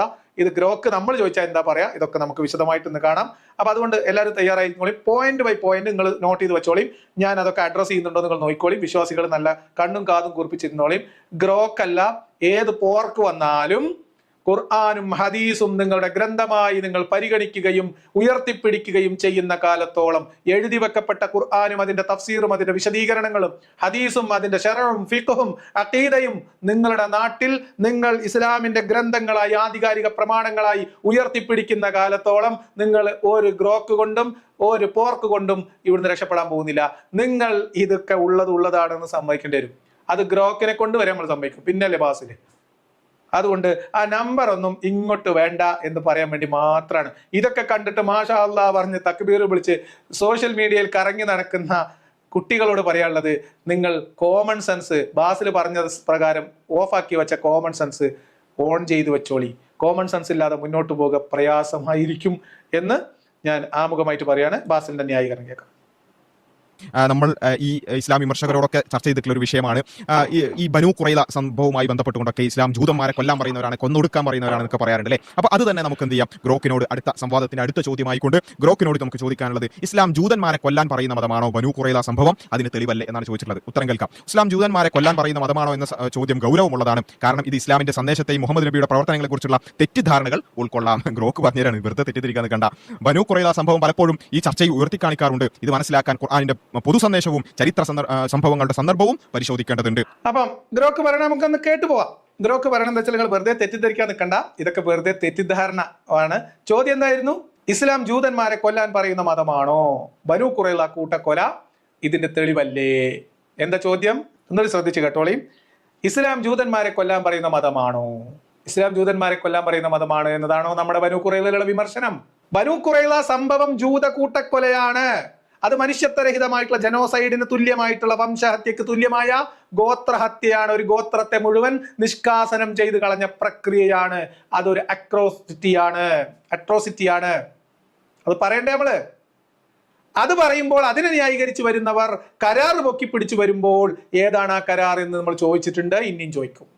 അപ്പൊ ജൂതന്മാർക്ക് എതിരെ നടത്തിയിട്ടുള്ള ഒരു അട്രോസിറ്റിയിൽ അതിലെന്ത് മാനവികതയാണുള്ളത് എന്നും അതിലെന്ത് മാതൃകയാണ് ഉള്ളത് എന്നും, ഒരു പ്രശ്നത്തെ നേരിടാൻ ഒരു ഗോത്രത്തെ മുഴുവൻ പുരുഷ ലക്ഷണം കാണിച്ച മനുഷ്യരെ കഴുത്തറത്ത് കൊല്ലുന്ന കലാപരിപാടിയിൽ എന്ത് പ്രവാചക മാതൃകയാണ്, ഈ പ്രവാചകൻ എന്ത് മാതൃകയാണ് ലോകത്തിന് നൽകുന്നത് എന്ന ചോദ്യത്തിന്റെ മുന്നിൽ, അല്ലാതെ ബനു ഖുറൈള സംഭവം വെച്ചിട്ട് മുസ്ലിങ്ങൾ ജൂതന്മാരെ കാണുന്നിടത്ത് വെച്ച് കൊല്ലാൻ പറഞ്ഞ മതമാണ് എന്ന വാദമാണോ? അപ്പൊ ഒരു വൈക്കോൽ ഉണ്ടാക്കിയിട്ട് ഗ്രോക്കിന്റെ അണ്ണാക്കിലേക്ക് തള്ളിയിട്ട് ആവശ്യമുള്ളത് കിട്ടുമോ എന്ന് പരീക്ഷിക്കാനുള്ള ഒരു ഗതികെട്ട ദാഇയുടെ ശ്രമമാണ് നിങ്ങൾ ഇവിടെ കണ്ടത്. ഇനി ബനു ഖുറൈളയിലേക്ക് നമുക്ക് ഒതുങ്ങി വരാം. എന്താ ബനു ഖുറൈള സംഭവം? ഖുർആനും ജൂതന്മാരും എന്ന് പറഞ്ഞുകൊണ്ട് പറഞ്ഞുതരാണ് ഗ്രോക്ക് പഠിപ്പിച്ചു തരാൻ. ഖുർആൻ ജൂതന്മാരെ യഹൂദികളെ മൊത്തത്തിൽ കൊല്ലാൻ ആഹ്വാനം ചെയ്യുന്നില്ല. യഹൂദ ക്രൈസ്തവ സമൂഹങ്ങളെ അഹ്ലുൽ കിതാബ് വേദക്കാർ എന്ന് വിളിക്കുകയും അവരുടെ മതപരമായ പദവിയെ അംഗീകരിക്കുകയും ചെയ്യുന്നു എന്ന് പറഞ്ഞുകൊണ്ട് ഉദാഹരണങ്ങൾ കൊടുക്കുന്ന ഒരു സൂറത്ത് ബഖറ 2:62. നിശ്ചയമായും വിശ്വസിക്കുന്നവരും യഹൂദകളും ക്രിസ്ത്യാനികളും സാബിയന്മാരും അള്ളാഹുവിന്റെ അന്ത്യത്തിലും വിശ്വസിച്ച് സൽപ്രവർത്തി ചെയ്യുന്നവർക്ക് അവരുടെ പ്രതിഫലം അവരുടെ രക്ഷിതാവിങ്കലുണ്ട്. അവർ ഭയപ്പെടേണ്ടതില്ല, ദുഃഖിക്കേണ്ടതില്ല എന്നുള്ള ആയത്ത് കൊടുത്തിട്ടുണ്ട്. ഇസ്ലാം ജൂതന്മാരോട് യാതൊരു പ്രശ്നമില്ല. ജൂതന്മാരോടും ക്രിസ്ത്യാനികളോടൊക്കെ മഹാ അനുഭാവമുള്ള ആൾക്കാരാണ് എന്ന് മാത്രമല്ല, നിങ്ങൾ ജൂതനോ ക്രിസ്ത്യാനിയോ ആരെങ്കിലും ആയിക്കോളി, നിങ്ങൾ ദൈവത്തിൽ വിശ്വസിക്കുകയും അന്ത്യനാളിൽ വിശ്വസിക്കുകയും സൽക്കർമ്മം പ്രവർത്തിക്കുകയും ചെയ്താൽ നിങ്ങൾക്ക് അന്ത്യനാളിൽ ഭയപ്പെടേണ്ടതില്ല എന്ന ആയത്തിനെ ഉയർത്തിപ്പിടിച്ചുകൊണ്ട് ജൂതന്മാരെ അഹ്ലുൽ കിതാബ് എന്ന രീതിയിൽ പ്രത്യേകമായി പരിഗണിക്കുകയാണ് ചെയ്തത് എന്നാണ് ഗ്രോക്ക് പറഞ്ഞതായിട്ട് ബാസിൽ പറയുന്നത്. നമ്മൾ തർക്കിക്കാനില്ലേ ഇല്ല. കാരണം ഇപ്പോൾ വിഷയം ബനു ഖുറൈളയാണ്. ഇതൊക്കെ നമുക്ക് ഗ്രോക്കിനോട് തിരിച്ചു ചോദിക്കാം. പർദ്ദേരം വന്ന ആയത്തുകൾ ഇട്ട് കൊടുക്കാം. അപ്പൊ എന്താ ഗ്രോക്ക് പറയുന്നത് നോക്കാം. ഗ്രോക്ക് അപ്പൊ ഒന്നും മെഴുകാൻ തുടങ്ങും. മനസ്സിലായോ? മെഴുകുമ്പോൾ നമ്മൾ അടുത്ത ഡോസ് ഇട്ട് കൊടുക്കണം. അപ്പം ഗ്രോക്കിനോട് മര്യാദക്കുള്ള സത്യം മണി പോലെ പറഞ്ഞോ എന്ന് പറഞ്ഞാൽ ഗ്രോക്ക് നല്ല തത്തക്കുട്ടി വരണ പോലെ പറയും. അപ്പൊ എന്തായാലും ചോദ്യം കൊള്ളാം അല്ലേ? കേൾക്കാം. എന്നാൽ ഖുർആൻ ചില സന്ദർഭങ്ങളിൽ മദീനയിലെ യഹൂദ സമൂഹങ്ങളുമായുള്ള സംഘർഷങ്ങളെ പരാമർശിക്കുന്നുണ്ട്. ഇത് മതപരമായ എതിർപ്പിനേക്കാൾ രാഷ്ട്രീയവും യുദ്ധ സന്ദർഭത്തിലുള്ളതുമായ പ്രശ്നങ്ങളുമായി ബന്ധപ്പെട്ടുള്ളതാണ്. അല്ലാതെ ജൂതന്മാരെ കൊല്ലാൻ അങ്ങോട്ട് പറയല്ല, മറിച്ച് അത് അവിടെയുള്ള ആ സാഹചര്യവുമായി ബന്ധപ്പെട്ടുകൊണ്ട് രാഷ്ട്രീയവും യുദ്ധ സന്ദർഭത്തിലുള്ളതായിട്ടുള്ള കാര്യമാണ്. അപ്പൊ എന്തൊക്കെ കിട്ടിയത്? ഖുർആൻ അല്ലെങ്കിൽ ഇസ്ലാം ജൂതന്മാരെ മൊത്തത്തിൽ കൊല്ലാൻ പറഞ്ഞിട്ടില്ല. പകരം ചിലപ്പോഴൊക്കെ ചില ജൂതഗോത്രങ്ങൾക്കെതിരെ മദീനയിൽ ഇത്തരം പ്രശ്നങ്ങൾ ഉണ്ട്. എന്നാൽ അത് മതപരമായ കാരണങ്ങൾക്ക് അപ്പുറം എന്ന് പറഞ്ഞാൽ മതപരമായ കാരണം ഉണ്ട്. അതിനും അപ്പുറത്തേക്ക് ചില യുദ്ധ സന്ദർഭങ്ങളും രാഷ്ട്രീയ കാര്യങ്ങളും ആണ്. എങ്ങനെ ഇരിക്കുന്നു പൊന്നാര സുഹൃത്തെ? ഈ ജൂതവിരുദ്ധതയും മുസ്ലിങ്ങൾ എന്ന ഗോത്രീയമായ ചിന്തയും മുസ്ലിങ്ങൾക്ക് പുറത്തുള്ള ഗോത്രങ്ങളൊക്കെ അപരഗോത്രങ്ങളൊക്കെ അല്ലെങ്കിൽ ഇസ്ലാമികേതര സമൂഹങ്ങളൊക്കെ വഴിപിഴച്ചവരും മോശക്കാരുമാണ് എന്ന ചിന്തയും ഇതല്ലേ ഇസ്ലാമിന്റെ രാഷ്ട്രീയം? അതുകൊണ്ടല്ലേ മുഹമ്മദ് നബി ഇസ്ലാമിക രാഷ്ട്രം സ്ഥാപിക്കുന്നിടത്ത് നിന്ന് മുസ്ലിങ്ങളെ നിഷ്കാസനം ചെയ്യാൻ ശ്രമിച്ചത്? മക്കയിൽ മുസ്ലിങ്ങളല്ലാത്തവർക്ക് ജീവിക്കാൻ അനുവാദം നിഷേധിക്കുന്നതിന്റെ ഭാഗമായി അവതരിപ്പിച്ച രാഷ്ട്രീയ പ്രഖ്യാപനമായിരുന്നില്ലേ സൂറത്ത് തൗബയിലെ 5-ാം വചനം? ഈ പറയപ്പെടുന്ന മദീനയിൽ ജൂതന്മാരെയും ക്രിസ്ത്യാനികളെയും ജീവിക്കാൻ അനുവദിക്കുകയില്ല എന്ന് മുഹമ്മദ് പ്രഖ്യാപിച്ചിട്ടില്ലേ? ഇല്ലേ? ഇതൊക്കെ നമുക്ക് വഴിയെ പറയാം. അപ്പൊ എന്തായാലും ചില സന്ദർഭങ്ങളിൽ മതപരമായ കാരണങ്ങൾക്കുപരി രാഷ്ട്രീയപരമായ യുദ്ധപരമായ കാരണങ്ങൾ. എന്താണ് മതം, എന്താ രാഷ്ട്രീയം, എന്താ യുദ്ധം? ചുരുക്കി പറയാം. മതപരമായ കാരണം എന്ന് പറഞ്ഞാൽ മുസ്ലിം അല്ലാത്തത് എന്നതാണ് മതപരം. അപ്പോൾ അവിടെയുള്ള പ്രശ്നം എന്താണ്? രാഷ്ട്രീയം എന്താണ്? അവിടെ നിലനിൽക്കണോ, നിങ്ങൾ മുസ്ലിം ആവണം. അപ്പൊ രാഷ്ട്രീയമായി. അപ്പൊ അതിനവർ തയ്യാറല്ല, അതിനവർ എതിർത്തു, അപ്പൊ യുദ്ധമായി. ഇതാണ് ഇസ്ലാമിന്റെ എല്ലായിടത്തുള്ള രീതി. മുഹമ്മദിന്റെ കാലത്ത് അവിടെ രാഷ്ട്രീയം, മതം, യുദ്ധം, യുദ്ധസന്ദർഭം എന്ന് പറയുന്നിടത്തൊക്കെ നിങ്ങൾ പരിശോധിച്ചാൽ നിങ്ങൾക്ക് മനസ്സിലാകും അത് ഇസ്ലാം സ്വീകരിക്കാനുള്ള വിമുഖതയോ ഇസ്ലാമിനോടുള്ള വിമർശനമോ ഇസ്ലാമിനെ എതിർക്കുന്നതോ ഒക്കെയാണ് യുദ്ധവും യുദ്ധസന്ദർഭവും രാഷ്ട്രീയ തീരുമാനങ്ങളൊക്കെ ആയിട്ട് വരിക. അപ്പൊ എന്തായാലും ബാക്കി കേൾക്കാം. ഇനി ബനൂ ഖുറൈള സംഭവം പഠിപ്പിച്ചു തരാം കേട്ടോ. ഗ്രോക്ക് പഠിപ്പിച്ചു തരാണ് എന്തൊക്കെയാണുള്ളത്. അതെ, ഗ്രോക്ക് പഠിപ്പിച്ചു തരാണ്. ബാസിലിന് പഠിപ്പിച്ചു തരാൻ വയ്യ. ഇവിടുത്തെ മൂത്ത മൂല്യമാർക്കൊന്നും ബനൂ ഖുറൈള പഠിപ്പിക്കാൻ വയ്യ. അതുകൊണ്ട് ഗ്രോക്ക് ഉസ്താദ് വന്നു. ഗ്രോക്ക് റളിയല്ലാഹു അൻഹുവിന്റെ പ്രത്യേകമായ അനുഗ്രഹത്താൽ നമുക്ക് ബനൂ ഖുറൈള മനസ്സിലാക്കാനുള്ള തൗഫീക്ക് അള്ളാഹു നൽകുമാറാകട്ടെ എന്ന് നമ്മൾ ബാസിലിന്റെ അദ്ദേഹത്തിന് വേണ്ടി പ്രത്യേകമായിട്ട് ദുആ ചെയ്യുകയാണ്. എല്ലാവരും ആമീൻ വെച്ചാളി എന്നുള്ളത് നമുക്ക് നോക്കാം. ഏതായാലും ബനൂ ഖുറൈള ഒരു യഹൂദ ഗോത്രമായിരുന്നു. മദീനയിൽ മുസ്ലിങ്ങളുമായി ഒരു സമാധാന ഉടമ്പടിയിൽ ഏർപ്പെട്ടിരിക്കുന്നു. പഠിച്ചോനെ, സമാധാന ഉടമ്പടി എന്ന് വെച്ചാൽ കരാറിൽ ഏർപ്പെട്ടിരിക്കുന്നു. അപ്പൊ നമ്മളെ മറ്റേ ചങ്ങായിയൊക്കെ പറഞ്ഞത് ഏതാണ് ആ കരാറിന് നമുക്ക് വേണമെങ്കിൽ ചോദിച്ചോട്ടെ. ഏതാണ് കരാറിനൊക്കെ ചോദിച്ചോക്കാം. മറ്റേ ചങ്ങായി പറഞ്ഞ ഞാനാണേ ഏതാണ് ആ കരാറിന് വെച്ച് ചോദിക്കണം. അത് കഴിഞ്ഞിട്ട് ഞാനൊന്ന് ചോദിക്കുന്നുണ്ട്. ഞാൻ എന്നോട് പണ്ടൊന്ന് ചോദിച്ചതാ, പണ്ട് ഷുക്കൂറിനോട് ചോദിച്ചതാ, ഷമീറിനോട് ചോദിച്ചതാ, ഏതാണ് ആ കരാറ്? സാലിഹ് നിസാമി പുതുവനാനിനോട് ചോദിച്ചു, ഹാരിസ് മദനിയോട് ചോദിച്ചു, ഏതാണ് ആ കരാറ്? ഇപ്പെങ്കിലും നിങ്ങളെ കയ്യിൽ കരാറുണ്ടോ? കൊണ്ടുവാ. വെല്ലുവിളിയാണ്. ബനൂ ഖുറൈള കൂട്ടക്കൊലയിലേക്ക് നയിച്ച, കുറ്റം ചാർത്തപ്പെട്ട, കരാർ ലംഘിച്ചു എന്ന് അവകാശപ്പെടുന്ന, കരാർ രേഖപ്പെടുത്തിയ അല്ലെങ്കിൽ ആ ഒരു ആ വ്യവസ്ഥ രേഖപ്പെടുത്തിയ കരാർ ഏത് കരാറായിരുന്നു? കരാറിന്റെ കോപ്പി കയ്യിലുണ്ടോ? കൊണ്ടുവാ ബാസിലെ. ഇജ് ഗ്രോക്കിനെ കൂട്ടിക്കോ, വേണമെങ്കിൽ ട്രംപണിയും കൂട്ടിക്കോ, കുഴപ്പമില്ല. ഇജ് കൊണ്ടുവാ. ഞാനാ ചോദിച്ച ആള്. ഉണ്ടോ എൻ്റെ അടുത്ത്? ഞാൻ എന്താ പറഞ്ഞ? ഞാൻ കണ്ടിട്ടില്ല. ഉണ്ടെങ്കിൽ കൊണ്ടാ. ഇജ് തന്നാ മതി, ഇല്ല ഗ്രോക്ക് തന്നാ മതി, ആരാലും കുഴപ്പമില്ല, തരും. കരാർ കിട്ടിയോ? കരാർ കിട്ടിയ ഉണ്ണിയോട് ഞാൻ ചോദിച്ചില്ലേ മദീന പാക്ടിനെ കുറിച്ചാണോ നിങ്ങൾ പറയുന്നത്? അല്ല, മദീന പാക്ട് അല്ല. എന്നിട്ടോ അപ്പൊ കരാർ കിട്ടിയോ? നോക്ക് നമുക്ക് കരാർ കിട്ടുമോ എന്നുള്ളത്. എന്തായാലും സമാധാന ഉടമ്പടിയായി ആരുമായിട്ട്? ജൂതന്മാരുമായിട്ടേ. ആര്? മുഹമ്മദ്.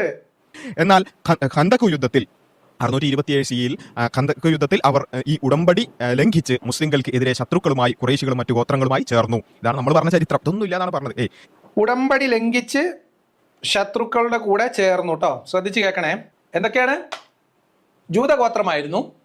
മുഹമ്മദും സംഘവും മദീനയിൽ രാഷ്ട്രം നിർമ്മിച്ചപ്പോൾ ബനൂ ഖുറൈള ഉൾപ്പെടെയുള്ള ഗോത്രങ്ങൾ ഇങ്ങനെ ഒരു കരാർ ഉണ്ടാക്കി, ഒരു സമാധാന ഉടമ്പടി ഉണ്ടാക്കി.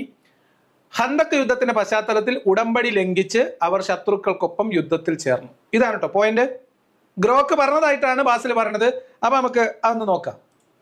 ആ സമയത്ത് മുസ്ലിങ്ങളെ സംബന്ധിച്ചിടത്തോളം മുസ്ലിങ്ങൾ യഹൂദന്മാരായിട്ടുള്ള ബനൂ ഖുറൈള ഗോത്രവുമായിട്ട് ഒരു സമാധാന ഉടമ്പടിയിൽ കരാറിലാണ് പോയിരുന്നത്. അപ്പോൾ പുറത്തുനിന്ന് ആരും ആക്രമിക്കാൻ വന്നാലും നമ്മൾ യഹൂദന്മാർ മുസ്ലിങ്ങൾ എന്ന് പറഞ്ഞ് വേറിട്ട് നിൽക്കില്ല, നമ്മൾ ഒരുമിച്ച് നിൽക്കും എന്നുള്ളതായിരുന്നു ആ കരാർ. അപ്പോൾ ആ കരാർ ഉണ്ടായിരിക്കെ ഈ ഗോത്രം എന്ത് ചെയ്തു? അത് ആദ്യം പാലിക്കുമെന്ന് പറഞ്ഞെങ്കിലും പിന്നീട് അത് ലംഘിക്കുകയും ഈ പറഞ്ഞ പുറത്തുനിന്ന് വന്ന ശത്രുക്കളുമായി ചേർന്നുകൊണ്ട് ആ ചതി നടത്തിക്കൊണ്ട് മുസ്ലിങ്ങളെ ഇല്ലായ്മ ചെയ്യാനുള്ള ഒരു വഴി തേടുകയാണ് യഥാർത്ഥത്തിൽ അവിടെ ചെയ്തിട്ടുള്ളത്. അതാണ് ഈ പറഞ്ഞത്. എന്താണ് സംഭവിച്ചത്? അപ്പോൾ ഗ്രോക്ക് പറഞ്ഞു അത് അബ്ദുള്ള ബാസിൽ സെക്കൻഡ് ചെയ്തു. അബ്ദുള്ള ബാസിൽ അത് എൻഡോസ് ചെയ്തു. ഗ്രോക്കിന്റെ വാദം ശരിയാണെന്ന് സ്ഥാപിച്ചു. അത് തന്നെയാണ് ഇസ്ലാമിന്റെ വാദം എന്ന് സമ്മതിച്ചു. അപ്പോൾ ശത്രുക്കളുമായിട്ട് ബനു ഖുറൈളക്ക് കരാർ, മുസ്ലിങ്ങളുമായിട്ട് സമാധാന കരാറിലാണ് ബനു ഖുറൈള പോയിരുന്നത്.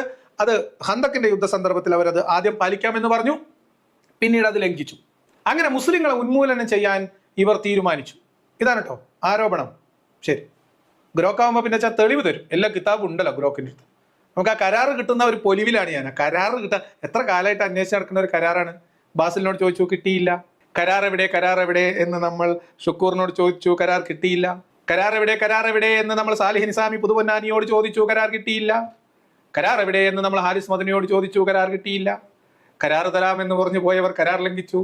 അങ്ങനെ അവസാനം ഇപ്പൊ ഗ്രോക്ക് കരാർ നമുക്ക് തരും എന്ന ഒരു ശുഭപ്രതീക്ഷയിൽ നമ്മൾ കരാറിനായി കണ്ണിലെണ്ണ ഒഴിച്ച് കാത്തിരിക്കുകയാണ്. ബാസിലെ ഗ്രോക്കെ നിരാശപ്പെടുത്തരുതേ. ഗ്രോക്ക് പറയണേ, യുദ്ധത്തിന് ശേഷം മുസ്ലിങ്ങൾ ബനു ഖുറൈളയെ ഉപരോധിച്ചു. അവർ കീഴടങ്ങി. ശിക്ഷ നിർണ്ണയിക്കാൻ മുഹമ്മദ് നബി ഒരു നിഷ്പക്ഷ അനുരഞ്ജകനായ സഅദ് ബിൻ മുആദിനെ അവരുടെ മുൻ സഖ്യകക്ഷിയായ ഔസ് ഗോത്രത്തലവനെ നിയോഗിച്ചു. സഅദ് യഹൂദ നിയമം, അതായത് തൗറാത്ത് നിയമാവർത്തനം 20:10-14 അനുസരിച്ച് വിധി പ്രഖ്യാപിച്ചു. അപ്പോൾ ഇതിലെന്താ മനസ്സിലാക്കേണ്ടത്? യുദ്ധാനന്തരം മദീനക്കാർ ഇവരെ ഉപരോധിച്ചു. അതിനുശേഷം സഅദ് ബിൻ മുആദ് എന്ന് പറയുന്ന, ശ്രദ്ധിച്ച് മനസ്സിലാക്കണം, നോട്ട് ചെയ്ത് വെക്കേണ്ട പോയിന്റുകൾ, വാക്കുകളാണ്, നിഷ്പക്ഷമതിയായ ഒരു വിധികർത്താവിനെ നിശ്ചയിച്ചു. മനസ്സിലായോ? സഅദ് ബിൻ മുആദ് എന്ന് പറഞ്ഞാൽ ആരാണ് എന്ന് പറഞ്ഞാൽ നമ്മളെ അനിൽ മുഹമ്മദിന്റെ ഒക്കെ പോലത്തെ ഒരാള്. അങ്ങനെ മനസ്സിലാക്കട്ടെ. നിഷ്പക്ഷൻ എന്ന് പറയുമ്പോൾ ഞങ്ങൾക്ക് ആദ്യം ആരെ ഓർമ്മ വരിക? നമ്മൾ അനിൽ മുഹമ്മദിന്റെ. എന്നതുപോലെ ആ കാലത്തുണ്ടായിരുന്നതിലേക്കും വെച്ച് ഏറ്റവും നിഷ്പക്ഷനായ ഒരാളെ ഇവരുടെ കാര്യത്തിൽ വിധി പറയാൻ വേണ്ടി അള്ളാഹുവിന്റെ ദീനിന്റെ പ്രബോധകനും പ്രവാചകനും പ്രചാരകനുമായിട്ടുള്ള മുഹമ്മദ് നബി അള്ളാഹുവിന്റെ നിയമം നടപ്പിലാക്കാൻ വേണ്ടി വന്ന, അള്ളാഹുവിന്റെ ദീൻ നിലനിൽക്കുന്ന രാഷ്ട്രത്തിൽ വെച്ച് തോറയുടെ നിയമം അനുസരിച്ച് ഒരു മുസ്ലിം വിധി കൽപ്പിച്ചു. തോറയിലെ നിയമം കൊണ്ട് അവർ വായിച്ചു. അങ്ങനെ അവരെന്ത് ചെയ്തു? അവരുടെ നിയമപ്രകാരമാണ് വിധി പറഞ്ഞത്, അല്ലാതെ മുഹമ്മദ് നബിയായിട്ട് കൊല്ലണം എന്ന് പറഞ്ഞല്ല. അപ്പൊ നോട്ട് ദ പോയിന്റ്, ഇത് മുഹമ്മദിന്റെ വിധിയോ അള്ളാഹുവിന്റെ വിധിയോ അല്ല. തോറയുടെ വിധി അവരുടെ വിശ്വാസം അനുസരിച്ച് അവരുടെ ഗ്രന്ഥത്തിൽ നിന്ന്, തോറയിൽ നിന്ന് വിധിച്ചു. അപ്പൊ പിന്നെ പരാതിയില്ലല്ലോ. സഅദ് ബിൻ മുആദ് ആണെങ്കിൽ ആരാണ്? നിഷ്പക്ഷനിൽ നിഷ്പക്ഷൻ. സഅദ് ബിൻ മുആദിനെ പോലെ ഒരു നിഷ്പക്ഷൻ ആ ഹന്തക്കിന്റെ പരിസരത്ത് അവിടെ ഉണ്ടായില്ല. അതുകൊണ്ടാണ് മുറിവേറ്റ് കിടന്ന സഅദ് ബിൻ മുആദിനെ കഴുതപ്പുറത്ത് ആനയിച്ചു കൊണ്ടുവന്ന് വിധി കൽപ്പിക്കാൻ മുഹമ്മദ് തീരുമാനിച്ചത്. നിങ്ങൾ ചരിത്രം ശരിക്കും മനസ്സിലാക്കണം. ഗ്രോക്കിന് ചിലപ്പോൾ കഴുതപ്പുറത്ത് വന്ന കഥയൊന്നും ചിലപ്പോൾ അറിയില്ല. അതൊന്ന് ബാസിൽ സമയം പോലെ എന്നാണ് പറഞ്ഞു കൊടുത്ത ആളുണ്ട്. സഅദ് എന്ന് പറയുന്ന അവർ അടക്കം അവരുമായി, അവരുടെ മുൻ സഖ്യകക്ഷിയായിട്ടുള്ള ഔസിന്റെ ഗോത്രത്തലവനായിട്ടുള്ള സഅദ് ബിൻ മുആദ് എന്ത് ചെയ്തു? യഹൂദ നിയമം അനുസരിച്ച് പിന്നെ നിയമം പറയുകയാണ്, അല്ലെങ്കിൽ വിധി പ്രഖ്യാപിക്കുകയാണ്. പുരുഷന്മാർക്ക് മരണശിക്ഷ, സ്ത്രീകളെയും കുട്ടികളെയും അടിമകളാക്കുക. ഈ വിധി നടപ്പിലാക്കപ്പെട്ടു. ഇതാണ് പിന്നെ ബനു ഖുറൈളയിൽ സംഭവിച്ചിട്ടുള്ളത്. അപ്പൊ ഇതാണ്, ഇത്രേ ഉള്ളൂ. ഞാൻ ഇവരാകെ ഇത്രയും ചെയ്തിട്ടുള്ളൂ. അതിനാണ് ഇവര് കൂട്ടക്കൊല എന്നൊക്കെ പറയുന്നതെന്നാണ് ഇപ്പൊ ബാസിൽ പറയുന്നത്. വല്ലാത്തൊരു മേനാല ബാസിലെ. ശരി, കഴിഞ്ഞിട്ടില്ല. നമ്മളെ ഗ്രോ കണ്ണൻ നിർത്തിയിട്ടില്ല. ഇനി സന്ദർഭം, ബനു ഖുറൈളയുടെ ശിക്ഷ മതപരമായ കാരണത്താലല്ല, മറിച്ച് യുദ്ധസമയത്തെ വിശ്വാസവഞ്ചനക്കുള്ള ശിക്ഷയായാണ് നൽകിയത്. അത് സ്വാഭാവികമാണ്. നമുക്ക് അത് സ്വാഭാവികമാണ്. അത് ബനു ഖുറൈള എന്ന് പറയുന്നത് മതപരമായ കാരണത്താലേ അല്ല. ശ്രദ്ധിച്ച് നോട്ട് ദ പോയിന്റ്. മതപരമായ ഒരു കാരണം അതിനകത്തില്ല. പകരം അത് യുദ്ധ സന്ദർഭത്തിലെ ഒരു കുറ്റം ചെയ്തു എന്നതിനുള്ള ശിക്ഷ ആയിട്ട് നടപ്പിലാക്കിയത്. ശരി, ബാക്കി സ്വാഭാവികമായ ഒരു വിശ്വാസവഞ്ചനയാണ്. അപ്പൊ അവിടെ ഭയങ്കരമായ ശിക്ഷ ഉണ്ടാവുക. അത് ഏതൊരാൾക്കും കോമൺ സെൻസോട് കൂടി ആലോചിക്കാവുന്നതാണ്. കോമൺ സെൻസ് ഇല്ലെങ്കിൽ AI എങ്കിലും ഉപയോഗിക്കാവുന്നതാണ്. കോമൺ സെൻസിന് പകരം AI ഉപയോഗിക്കാമെങ്കിൽ അത് പൊളിക്കും. എനിക്ക് വയ്യ. ഇപ്പൊ നിങ്ങളല്ലേ പറഞ്ഞ കോമൺ സെൻസ് അങ്ങനെ അധികം ഉപയോഗിക്കാൻ പാടില്ല. Common sense is not so common എന്നൊക്കെ പറഞ്ഞിട്ട് എന്താവട്ടെ, AI എങ്കിൽ AI നമുക്ക് ഉപയോഗിച്ച് നോക്കാം. നമ്മളൊക്കെ കോമൺ സെൻസ് എന്തായാലും ഉപയോഗിക്കുന്നില്ല, നമുക്ക് AI ഉപയോഗിച്ച് നോക്കാം. ഇനി അന്നത്തെ അറേബ്യൻ ഗോത്ര സമൂഹത്തിൽ ഇത്തരം കർശന നടപടികൾ സാധാരണമായിരുന്നു. മദീനയിൽ മറ്റ് യഹൂദ ഗോത്രങ്ങളായ ബനു ഖായിലും അതുപോലെ തന്നെ ബനു നദീറും സമാനമായ സന്ദർഭത്തിൽ പുറത്താക്കപ്പെട്ടിരുന്നെങ്കിലും കൊല്ലപ്പെട്ടിരുന്നില്ല. ഇത് ശിക്ഷയുടെ സ്വഭാവം സാഹചര്യത്തിനനുസരിച്ചായിരുന്നു എന്ന് കാണിക്കുന്നു. അപ്പൊ ഇത് അവിടെ അറേബ്യൻ ഗോത്രത്തിൽ എന്നൊക്കെ പറഞ്ഞാൽ അത് അവിടുത്തെ ഒരു രീതിയായിരുന്നു, അന്നത്തെ രീതിയായിരുന്നു. ശ്രദ്ധിച്ച് മനസ്സിലാക്കണേ. അറേബ്യൻ ഗോത്ര കാലത്ത് ഇതൊക്കെ ഒരു സാധാരണ സംഭവമാണ്. എന്ത്, ഒരു ജനതയെ ഒരു പ്രശ്നം ആരോപിച്ച്, ഒരു കരാർ ലംഘനം ആരോപിച്ച് അവിടുത്തെ പുരുഷന്മാരെ മുഴുവൻ പിടിച്ചുകൊണ്ട് വന്ന് വരിയായി നിരായുധരായി നിർത്തിയിട്ട് ആളെണ്ണം തലവെട്ടി കൊക്കയിലേക്ക് തള്ളുന്നതൊക്കെ അന്നത്തെ ഗോത്രകാലത്തിൽ അതൊക്കെ നിത്യസംഭവമായിരുന്നു, അതൊക്കെ നോർമലായിരുന്നു എന്നാണ് ബാസിൽ പറയുന്നത്. ഉളുപ്പുണ്ടോ ബാസിലെ എന്ന് ഞാൻ ചോദിക്കൂല. കാരണം എന്താ നിങ്ങൾ പറയും, ഞാൻ ചോദിക്കൂല. ഉപസംഹാരം ബനൂ ഖുറൈള സംഭവം ഇസ്ലാം ജൂതന്മാരെ കൊല്ലാൻ പറയുന്ന മതമാണെന്നതിന് തെളിവല്ല. അത് ഒരു പ്രത്യേക യുദ്ധസന്ദർഭത്തിലെ വിശ്വാസവഞ്ചനക്കുള്ള പ്രതികരണമായിരുന്നു, മതപരമായ ഉന്മൂലന ലക്ഷ്യമല്ല. ഖുർആനിന്റെ വിശാലമായ സന്ദേശവും മുഹമ്മദ് നബിയുടെ മറ്റു പ്രവർത്തനങ്ങളും സഹിഷ്ണുതയും സമാധാനവുമായിട്ടാണ് ഉയർത്തി കാണിക്കുന്നത്. അപ്പൊ ഇവിടെ ഗ്രോക്കാണ് മറുപടി പറയുന്നത്. ഗ്രോക്ക് മറുപടി പറയുന്നതാണ് നമുക്ക് ഇവിടെ വേണ്ടത്. അപ്പൊ അങ്ങനെയാണെങ്കിൽ ബാസിലിന്റെ ഒരു കൗതുകം, അങ്ങനെയാണെങ്കിൽ നമുക്ക് ഏതാണ് ആ കരാറ് എന്ന് ഇവിടെ ചില ആൾക്കാർ ചോദിക്കുന്നുണ്ടല്ലോ, എന്നെയാണ് ഉദ്ദേശിക്കുന്നത്. അപ്പൊ ചില ആൾക്കാർ ഇങ്ങനെ ചോദിക്കുന്നുണ്ടല്ലോ ഏതാണ് ആ കരാർ, നമുക്ക് ചോദിച്ചാളയാം. ഏതാണ് ഇപ്പൊ ആ കരാർ എന്ന് നമുക്ക് ഗ്രോക്കിനോടൊന്ന് ചോദിക്കാം എന്നാണ് ബാസിലിന്റെ ഒരു കുസൃതി. കണ്ടോളി. ഇനി നമുക്ക് വേണമെങ്കിൽ ഈ നമ്മുടെ എക്സ് മുസ്ലിങ്ങൾക്കൊക്കെ വേണ്ടിയിട്ട് ഒരു ചോദ്യം ചോദിക്കാം. ഏതാണ് ആ കരാർ എന്ന് എക്സ് മുസ്ലിംകൾ ചോദിക്കുന്നു. അതെ, ഏതാണ് ആ കരാർ എന്ന് എക്സ് മുസ്ലിങ്ങൾ ചോദിക്കുന്നു. ഗ്രോക്കിനോട് ചോദിച്ചാണ്. ജിന്റെ പേര് കൂടെ പറഞ്ഞു കൊടുത്തൂടാ ഇന്നാ. ഇത്രയൊക്കെ അറിയുന്ന ആൾക്ക് ചിലപ്പോൾ ഇനി അറിഞ്ഞെങ്കിലോ. അപ്പൊ അതുകൊണ്ട് ഏതാണ് ആ കരാർ? നമുക്കിപ്പോൾ ആകെ അറിയേണ്ടത് എന്താണ്? ഏതാണ് ആ കരാർ എന്നാണല്ലോ, അല്ലേ? ശരി. മറ്റത് 800, 900, 600 എണ്ണം കൃത്യമല്ല, എങ്കിലും 900-ഓളം വരുന്ന ആളുകളെ തലയർത്ത് കൊന്നു എന്നുള്ളത് ഇവർ സമ്മതിക്കുന്നു. അത് അന്നത്തെ ഗോത്രകാലത്ത് പതിവായിരുന്നു എന്നവർ സമ്മതിക്കുന്നു. അതിൽ യാതൊരു കുഴപ്പമില്ല എന്നവർ സമ്മതിക്കുന്നു. അതേപോലെ അത് അന്നത്തെ കാലത്തെ ഗോത്രനീതിയുടെ ഭാഗമായിട്ട് ചെയ്തിട്ടുണ്ട്, അതിലൊരു കുഴപ്പമില്ല എന്ന് ഇവർ സമ്മതിക്കുന്നു. അത് ചെയ്യാനുള്ള ന്യായം എന്താണ്? കരാറാണ്. അപ്പൊ നമ്മൾ ചോദിച്ചു ഏതാണ് കരാർ? കരാറുണ്ടെങ്കിലും ഇത് കൂട്ടക്കൊലയാണ്, അത് വേറെ കാര്യം. എങ്കിൽ പറയുമ്പോൾ കരാറ് എന്ന് ന്യായം പറയുമ്പോൾ ഏതാണ് കരാർ എന്ന് നമ്മൾ ചോദിച്ചു. അപ്പോൾ അവർക്ക് മറുപടി ഇല്ല. ഇപ്പൊ ഗ്രോക്ക് മറുപടി പറയാൻ പോണ്. നല്ലോണം ശ്രദ്ധിച്ച് കേട്ടിരുന്നോളിയും. ഫ്രീക്കി സിക്കെ കരയണ്ട. ഏതാണ് ആ കരാർ? ഇതാണ് നമ്മളെ പോയിന്റ്. ഏതാണ് ആ കരാർ? ശ്രദ്ധിച്ച് കേട്ടോളൂ എന്ന് ചോദിച്ചോക്കാം. അവർ കരാറുണ്ടോന്ന്, അല്ലെങ്കിൽ കരാറുണ്ടോന്നുള്ള അവരുടെ ചോദ്യം നമുക്ക്. നിന്റെ ചോദ്യത്തിൽ ഏതാണ് കരാർ എന്ന് പരാമർശിക്കുന്നത് ബനൂ ഖുറൈള സംഭവവുമായി ബന്ധപ്പെട്ട് മുസ്ലിങ്ങളും മദീനയിലെ മുസ്ലിങ്ങളും യഹൂദ ഗോത്രങ്ങളും തമ്മിൽ ഉണ്ടായിരുന്ന സമാധാന ഉടമ്പടിയാണെന്ന് ഞാൻ അനുമാനിക്കുന്നു. ഏതാണ് കരാർ എന്ന് വെറുതെ ഇങ്ങനെ ചോദിച്ചാൽ പോരല്ലോ. അപ്പോൾ അത് ഗ്രോക്കിന് മനസ്സിലായി ബനൂ ഖുറൈളായിട്ടുള്ള സംഭവമാണെന്നുള്ളത്. മുൻ മുസ്ലിങ്ങൾ ഈ വിഷയത്തെ ചോദ്യങ്ങൾ ഉന്നയിക്കുന്നത് സ്വാഭാവികമാണ്. കാരണം ചരിത്രപരമായ സംഭവങ്ങൾ വിമർശനാത്മകമായി പരിശോധിപ്പിക്കാറുണ്ട്. എന്നാൽ ഈ കരാർ എന്താണെന്ന് വ്യക്തമായി വിശദീകരിക്കാം. ഏത് കരാർ? ഏതാണ് കരാർ? അപ്പൊ ഇതിലൊരു പോയിന്റ്, എക്സ് മുസ്ലിങ്ങൾ ചരിത്രപരമായ സംഭവങ്ങളെ വിമർശനാത്മകമായി സമീപിക്കുന്നത് സ്വാഭാവികമാണ്. അറ്റ്ലീസ്റ്റ് അതെങ്കിലും ഒരു ഉപദേശമായിട്ട് ബാസിലെ അണക്കെടുത്തൂടെ. ഇത്തരം സംഭവങ്ങളിൽ ചോദ്യം ചോദിക്കുക സ്വാഭാവികമാണ്. അപ്പൊ ദായിമാരുടെ ഉത്തരവാദിത്തം എന്താണ്? അതിന്റെ ഉത്തരം പറഞ്ഞു കൊടുക്കുക.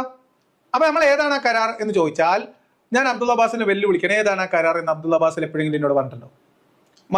വീഡിയോയിൽ പറഞ്ഞിട്ടുണ്ടോ ഇതാണ് ആ കരാർ? പറഞ്ഞിട്ടുണ്ടോ? ഇല്ലല്ലോ. കരാറ് എന്ന് പറഞ്ഞ കരാറാവൂല പൊന്നെ. കരാറ് എന്ന് എഴുതി വെച്ചതല്ല കരാറ്. എന്നൊരു പുസ്തകത്തിൽ എഴുതി വെച്ചാൽ അതല്ല കരാറ്. കരാർ എന്ന് പറഞ്ഞാൽ കരാറാണ്. ഏതുപോലെ അക്കബ ഉടമ്പടി എന്ന് എഴുതി വെച്ചാൽ അതിന്റെ താഴെ അക്കബ ഉടമ്പടി വിശദീകരിച്ചിട്ടുണ്ടോ? ഹുദൈബിയ സന്ധി എന്ന് പറഞ്ഞാൽ ഹുദൈബിയ സന്ധി ആവോ? ഇല്ല. ഹുദൈബിയ സന്ധി നമുക്ക് കിട്ടും, പുസ്തകത്തിൽ കിട്ടും, എഴുതി വെച്ചിട്ടുണ്ടാകും. അതിൽ ആരൊക്കെ ഒപ്പിട്ടു, ആരാണ് തയ്യാറാക്കിയത്, ആരൊക്കെയാണ് അതിൽ സാക്ഷിയായിട്ടുള്ളത്, എന്തൊക്കെയാണ് അതിലെ വ്യവസ്ഥകൾ എന്ന് ഇരുകൂട്ടർക്കും ബോധ്യമുള്ള ഒരു കാര്യത്തെയാണ് കരാർ അല്ലെങ്കിൽ സന്ധി എന്നൊക്കെ പറയാം. എന്താ സന്ധി, കരാർ? രണ്ട് കക്ഷികൾ തമ്മിലുള്ള കരാറ്, സന്ധി എന്നൊക്കെ പറഞ്ഞാൽ രണ്ട് കക്ഷികളുടെ ഭാഗത്തുനിന്നും ആളുകൾ ഇരിക്കും, അവർ അത് ചർച്ച ചെയ്യും, വ്യവസ്ഥകൾ എഴുതി തയ്യാറാക്കും. അത് ആരെഴുതി, ഏത് തീയതിയിൽ, എവിടെ ഇരുന്ന്, എപ്പോൾ എഴുതി എന്നും, വ്യവസ്ഥകൾ 1, 2, 3, 4 എന്നും, വ്യവസ്ഥകൾ ലംഘിക്കാനുള്ള കാര്യങ്ങൾ 1, 2, 3, 4 എന്നും ഒക്കെ വിശദമായി എഴുതി ഇരുപക്ഷത്തു നിന്നും ആരൊക്കെയാണ് കരാറിന്റെ ഭാഗമായി ഒപ്പിട്ടിട്ടുള്ളത് എന്നും അതിന് താഴെ സാക്ഷികൾ ആരാണ് എന്നും ഒപ്പിട്ട് അങ്ങനെയാണ് കരാർ പൂർത്തിയാക്കുക. അതാണ് കരാർ കേട്ടോ. അപ്പൊ എന്താണ് എക്സ് മുസ്ലിങ്ങൾ അങ്ങനത്തെ ചോദ്യങ്ങളൊക്കെ ചോദിക്കുക സ്വാഭാവികമാണ്. ഏതാണ് ആ കരാർ എന്ന് സ്വാഭാവികമായിട്ട് ചോദിക്കും. ഇനി പിടിച്ചിരുന്നോളി, ഏതാണ് ആ കരാർ എന്ന് പറയാൻ പോവാണ്. ഏതാണ് ആ കരാറ്? ഇവിടെ പരാമർശിക്കപ്പെടുന്നത് മദീന ഭരണഘടന, കോൺസ്റ്റിറ്റ്യൂഷൻ ഓഫ് മദീന അല്ലെങ്കിൽ മദീന ഉടമ്പടി, ഷിഫാത്തുൽ മദീന, സഹിഫാത്തുൽ മദീന എന്നറിയപ്പെടുന്ന ചരിത്രപരമായ ഒരു രേഖയാണ്. മുഹമ്മദ് നബി മക്കയിൽ നിന്ന് മദീനയിലേക്ക് പാലായനം ചെയ്ത 622 ശേഷം മദീനയിൽ വിവിധ സമൂഹങ്ങളെ ഒന്നിപ്പിക്കാനും സമാധാനപരമായ സഹവർത്തിത്വം ഉറപ്പാക്കാനും ഈ കരാർ ഉണ്ടാക്കി എന്ന് പറഞ്ഞ കരാറിന്റെ വിശദാംശങ്ങൾ, കക്ഷികൾ ഏതൊക്കെയാണ്? കക്ഷികൾ മുസ്ലിങ്ങൾ, ഒബ്വിയസ്ലി മുസ്ലിങ്ങൾ ഉണ്ടാവും, മദീനയിലെ യഹൂദ ഗോത്രങ്ങൾ ബനു കൈനുക, ബനു നളീർ, ബനു ഖുറൈള ഉൾപ്പെടെ, അതുപോലെ തന്നെ മദീനയിലെ അറബ് ഗോത്രങ്ങൾ എന്നൊക്കെയാണ് അതിൽ കൊടുത്തിട്ടുള്ളത്. ഒരു മിനിറ്റ്, അവിടെ ചെറിയ കാര്യങ്ങൾക്ക് കാണിച്ചു തരണം. ഇവിടെ ഗ്രോക്ക് പറയുന്നത് അനുസരിച്ചിട്ട് നിങ്ങൾക്ക് അത് സ്ക്രീനിൽ കാണാം. അബ്ദുള്ള ബാസിൽ വെറുതെ പറയല്ല. കരാർ എന്ന് പറയുന്നത് മദീന കരാറാണ്. കരാറിൽ ഒപ്പിട്ടുള്ള കക്ഷികൾ അല്ലെങ്കിൽ കരാറിൽ ഉൾപ്പെടുന്ന കക്ഷികൾ എന്ന് പറഞ്ഞാൽ മുസ്ലിങ്ങൾ, മക്കയിൽ നിന്ന് പലായനം ചെയ്ത മുഹാജിറുകളും മദീനയിലെ അൻസാരികളുമായിട്ടുള്ള മുസ്ലിങ്ങൾ, അതേപോലെ തന്നെ മദീനയിലെ യഹൂദ ഗോത്രങ്ങൾ, അതായത് ബനു ഖുറൈള, ബനു നളീർ, ബനു കൈനുക തുടങ്ങി എന്നിവ ഉൾപ്പെടെ, ശ്രദ്ധിച്ച് കേൾക്കണേ, ഗ്രോക്ക് പറഞ്ഞെടുത്ത മറുപടിയാണ്, ഗ്രോക്ക് പറഞ്ഞ മറുപടിയാണ് അബ്ദുള്ള ബാസിൽ ഇപ്പോൾ വായിച്ചത്. ഈ പറയപ്പെടുന്ന കരാർ എന്ന് പറയപ്പെടുന്നത് മദീന പാക്ട് ആണ്. മദീന പാക്ടിൽ ഈ പറയപ്പെടുന്ന ആളുകൾ മദീനയിലെ യഹൂദ ഗോത്രങ്ങളായ ബനു കൈനുക, ബനു നളീർ, ബനു ഖുറൈള തുടങ്ങിയിട്ടുള്ള ഗോത്രങ്ങൾ ഉൾപ്പെടെയുള്ള ആളുകൾ ചേർന്നതാണ് മദീന പാക്ട്. അപ്പൊ ഏതാണ് ആ കരാർ എന്നതിന് ഉത്തരമായി എന്താണ് ആ കരാറ്? ഏതാണ് ആ കരാറ്? പറയും ഏതാണ് ആ കരാറ്? Medina pact. ഇതന്നല്ലേ മൊയന്തുകളെ കാലം കുറെ ആയിട്ട് ഞാൻ ചോദിച്ചത് മദീന പാക്ട് ആണോ? അപ്പൊ നിങ്ങൾ പറഞ്ഞു മദീന പാക്ട് അല്ല. എന്തെങ്കിലും അങ്ങനെ പറയാൻ കാരണം? മദീന പാക്ട് അല്ല എന്ന് നിങ്ങൾക്കറിയാം. മദീന പാക്ട് അല്ല എന്ന് നിങ്ങൾക്കറിയാം. ഇവിടെ അബ്ദുള്ള ബാസിലിനെ ഗ്രോക്ക് പറ്റിച്ചതാണോ അതോ ഗ്രോക്കിന് മുന്നിൽ വെച്ച് അബ്ദുള്ള ബാസിൽ നാട്ടുകാരെ മൊട്ടം പറ്റിച്ചതാണോ എന്നതാണ് ഇനി നമുക്കറിയേണ്ടത്. ഗ്രോക്ക് നുണ പറഞ്ഞതാണോ എന്നാ ചോദ്യം. ഗ്രോക്കിന് ബയാസ് ഉണ്ടോ എന്നാണ് ചോദ്യം. ഗ്രോക്കിന് ഒട്ടും ബയാസില്ല എന്നും ഗ്രോക്ക് വളരെ നിഷ്പക്ഷമായി സത്യസന്ധമായി തെളിവിന്റെ അടിസ്ഥാനത്തിൽ മാത്രം നമുക്ക് ഡാറ്റകൾ തരും, അതുകൊണ്ടാണ് ഞങ്ങൾ ഗ്രോക്ക് റളിയല്ലാഹു അൻഹുവിനെ ഏറ്റിപ്പിടിച്ചത് എന്നും പറഞ്ഞ അബ്ദുള്ള ബാസിൽ ഇനി ഇത് ശ്രദ്ധിച്ചിരുന്നോ? ആവശ്യമുള്ളവർ ഇതിന്റെ സ്ക്രീൻഷോട്ട് എടുത്തു വെച്ചോ. അബ്ദുള്ള ബാസിൽ പറഞ്ഞത് ഗ്രോക്ക് പറഞ്ഞതനുസരിച്ച് ഞാൻ ചോദിച്ച കരാർ ഏതാണെന്ന് ചോദിക്കുമ്പോൾ മദീന പാക്ട് ആണ് എന്നാണ് ഗ്രോക്ക് പറഞ്ഞത്. അതിൽ ഈ 3 ഗോത്രങ്ങൾ ഉണ്ട് എന്നാണ് ഗ്രോക്കിന്റെ വാദം. അല്ല ചങ്ങായിയെ, അണക്കി ബോധല്ലേ? മദീന പാക്ട് ആണോ എന്ന് എന്നോട് അങ്ങോട്ട് ചോദിച്ചതല്ലേ? നിങ്ങളോട് അങ്ങോട്ട് ചോദിച്ചില്ലേ മദീന പാക്ട് ആണോന്ന്? അപ്പൊ നിങ്ങൾ എന്തിനാ മദീന പാക്ട് അല്ല എന്ന് പറഞ്ഞത്? മദീന പാക്ട് ആണോ? നിങ്ങൾ പറയും. ഇനി ബാസിൽ പറ മദീന പാക്ട് ആണോ? ഇനിയിപ്പോ ഗ്രോക്കിനെ തള്ളുവോ അതോ കോർക്കണ്ണാക്കി പിടിഞ്ഞ പോലെ കുടുങ്ങി കിടക്കുവോ? ആഹാ, കൊള്ളാലോ മദീന പാക്ട് ആണെങ്കിൽ. അപ്പൊ അതുകൊണ്ട് ഇനി നമുക്ക് കുറച്ചുകൂടി മുന്നോട്ട് പോവാം. ബാസിൽ അവിടെ കിടന്ന് ഒന്ന് ഉരുളുന്നത്, ഒന്ന് അസ്വസ്ഥതപ്പെടുന്നത് നിങ്ങളൊന്ന് കണ്ടോളൂ. അതുപോലെ തന്നെ മദീനയിലെ അറബ് ഗോത്രങ്ങൾ എന്നൊക്കെയാണ് അതിൽ കൊടുത്തിട്ടുള്ളത്. അതെ, എന്തൊക്കെയാണ് അതിൽ കൊടുത്തിട്ടുള്ളത്? അബ്ദുള്ള ബാസിൽ എങ്ങനെയെങ്കിലും അവിടെ നിന്ന് രക്ഷപ്പെട്ടു പോയാൽ മതി എന്നായി. അടുത്തോട്ടെ. അതുപോലെ തന്നെ പ്രധാന ഉള്ളടക്കം മദീന ഒരു ഏകീകൃത സമൂഹമായി പ്രഖ്യാപിക്കപ്പെട്ടു. എല്ലാ കക്ഷികൾക്കും മതസ്വാതന്ത്ര്യവും സുരക്ഷയും ഉറപ്പാക്കി. ബാഹ്യ അക്രമങ്ങൾക്കെതിരെ പരസ്പരം സഹായിക്കാൻ എല്ലാവരും ബാധ്യസ്ഥരാണ്. ആഭ്യന്തര തർക്കങ്ങൾ മുഹമ്മദ് നബിയുടെ മധ്യസ്ഥതയിൽ പരിഹരിക്കും.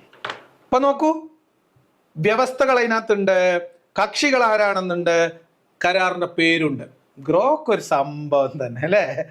എന്താ ബനു ഖുറൈളയുമായുള്ള ബന്ധം. ബനു ഖുറൈള ഈ കരാറിന്റെ ഭാഗമായിരുന്നു. അവർക്ക് മദീനയിൽ ശ്രദ്ധിച്ചു കേൾക്കണം, ഉറപ്പിച്ചൊന്നും കൂടിയും ആവർത്തിച്ച് പറയാണ്, ബനു ഖുറൈള ഈ കരാറിന്റെ ഭാഗമായിരുന്നു.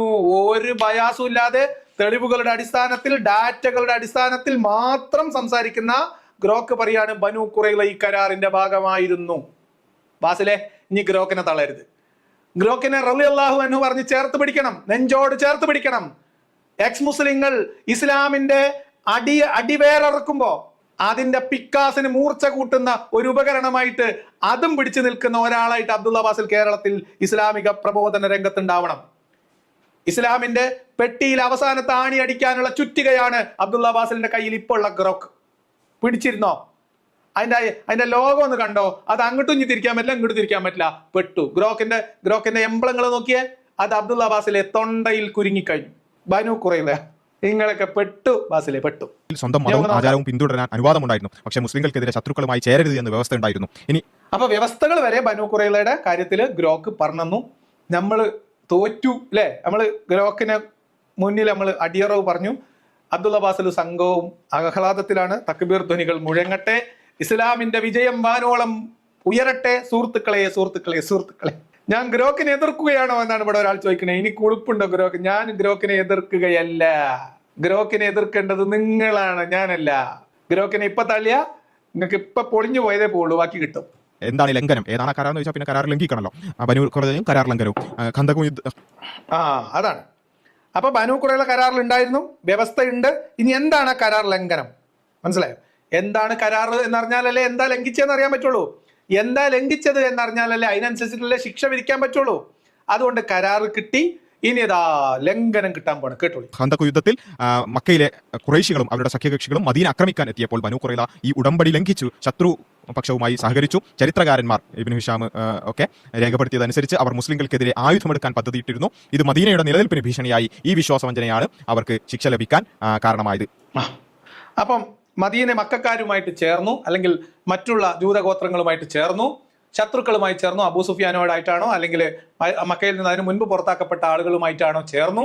മുസ്ലിങ്ങൾക്കെതിരെ സൈന്യത്തിൽ അണിനിരന്നു. ഇങ്ങനെ തുടങ്ങി ഗുരുതരമായ ആരോപണങ്ങളാണ്. പിന്നെ ഓരെ കൊല്ലണ്ടേ എന്നാണ് ബാസിൽ ചോദിക്കുന്നത് അല്ലേ ബാസിലെ?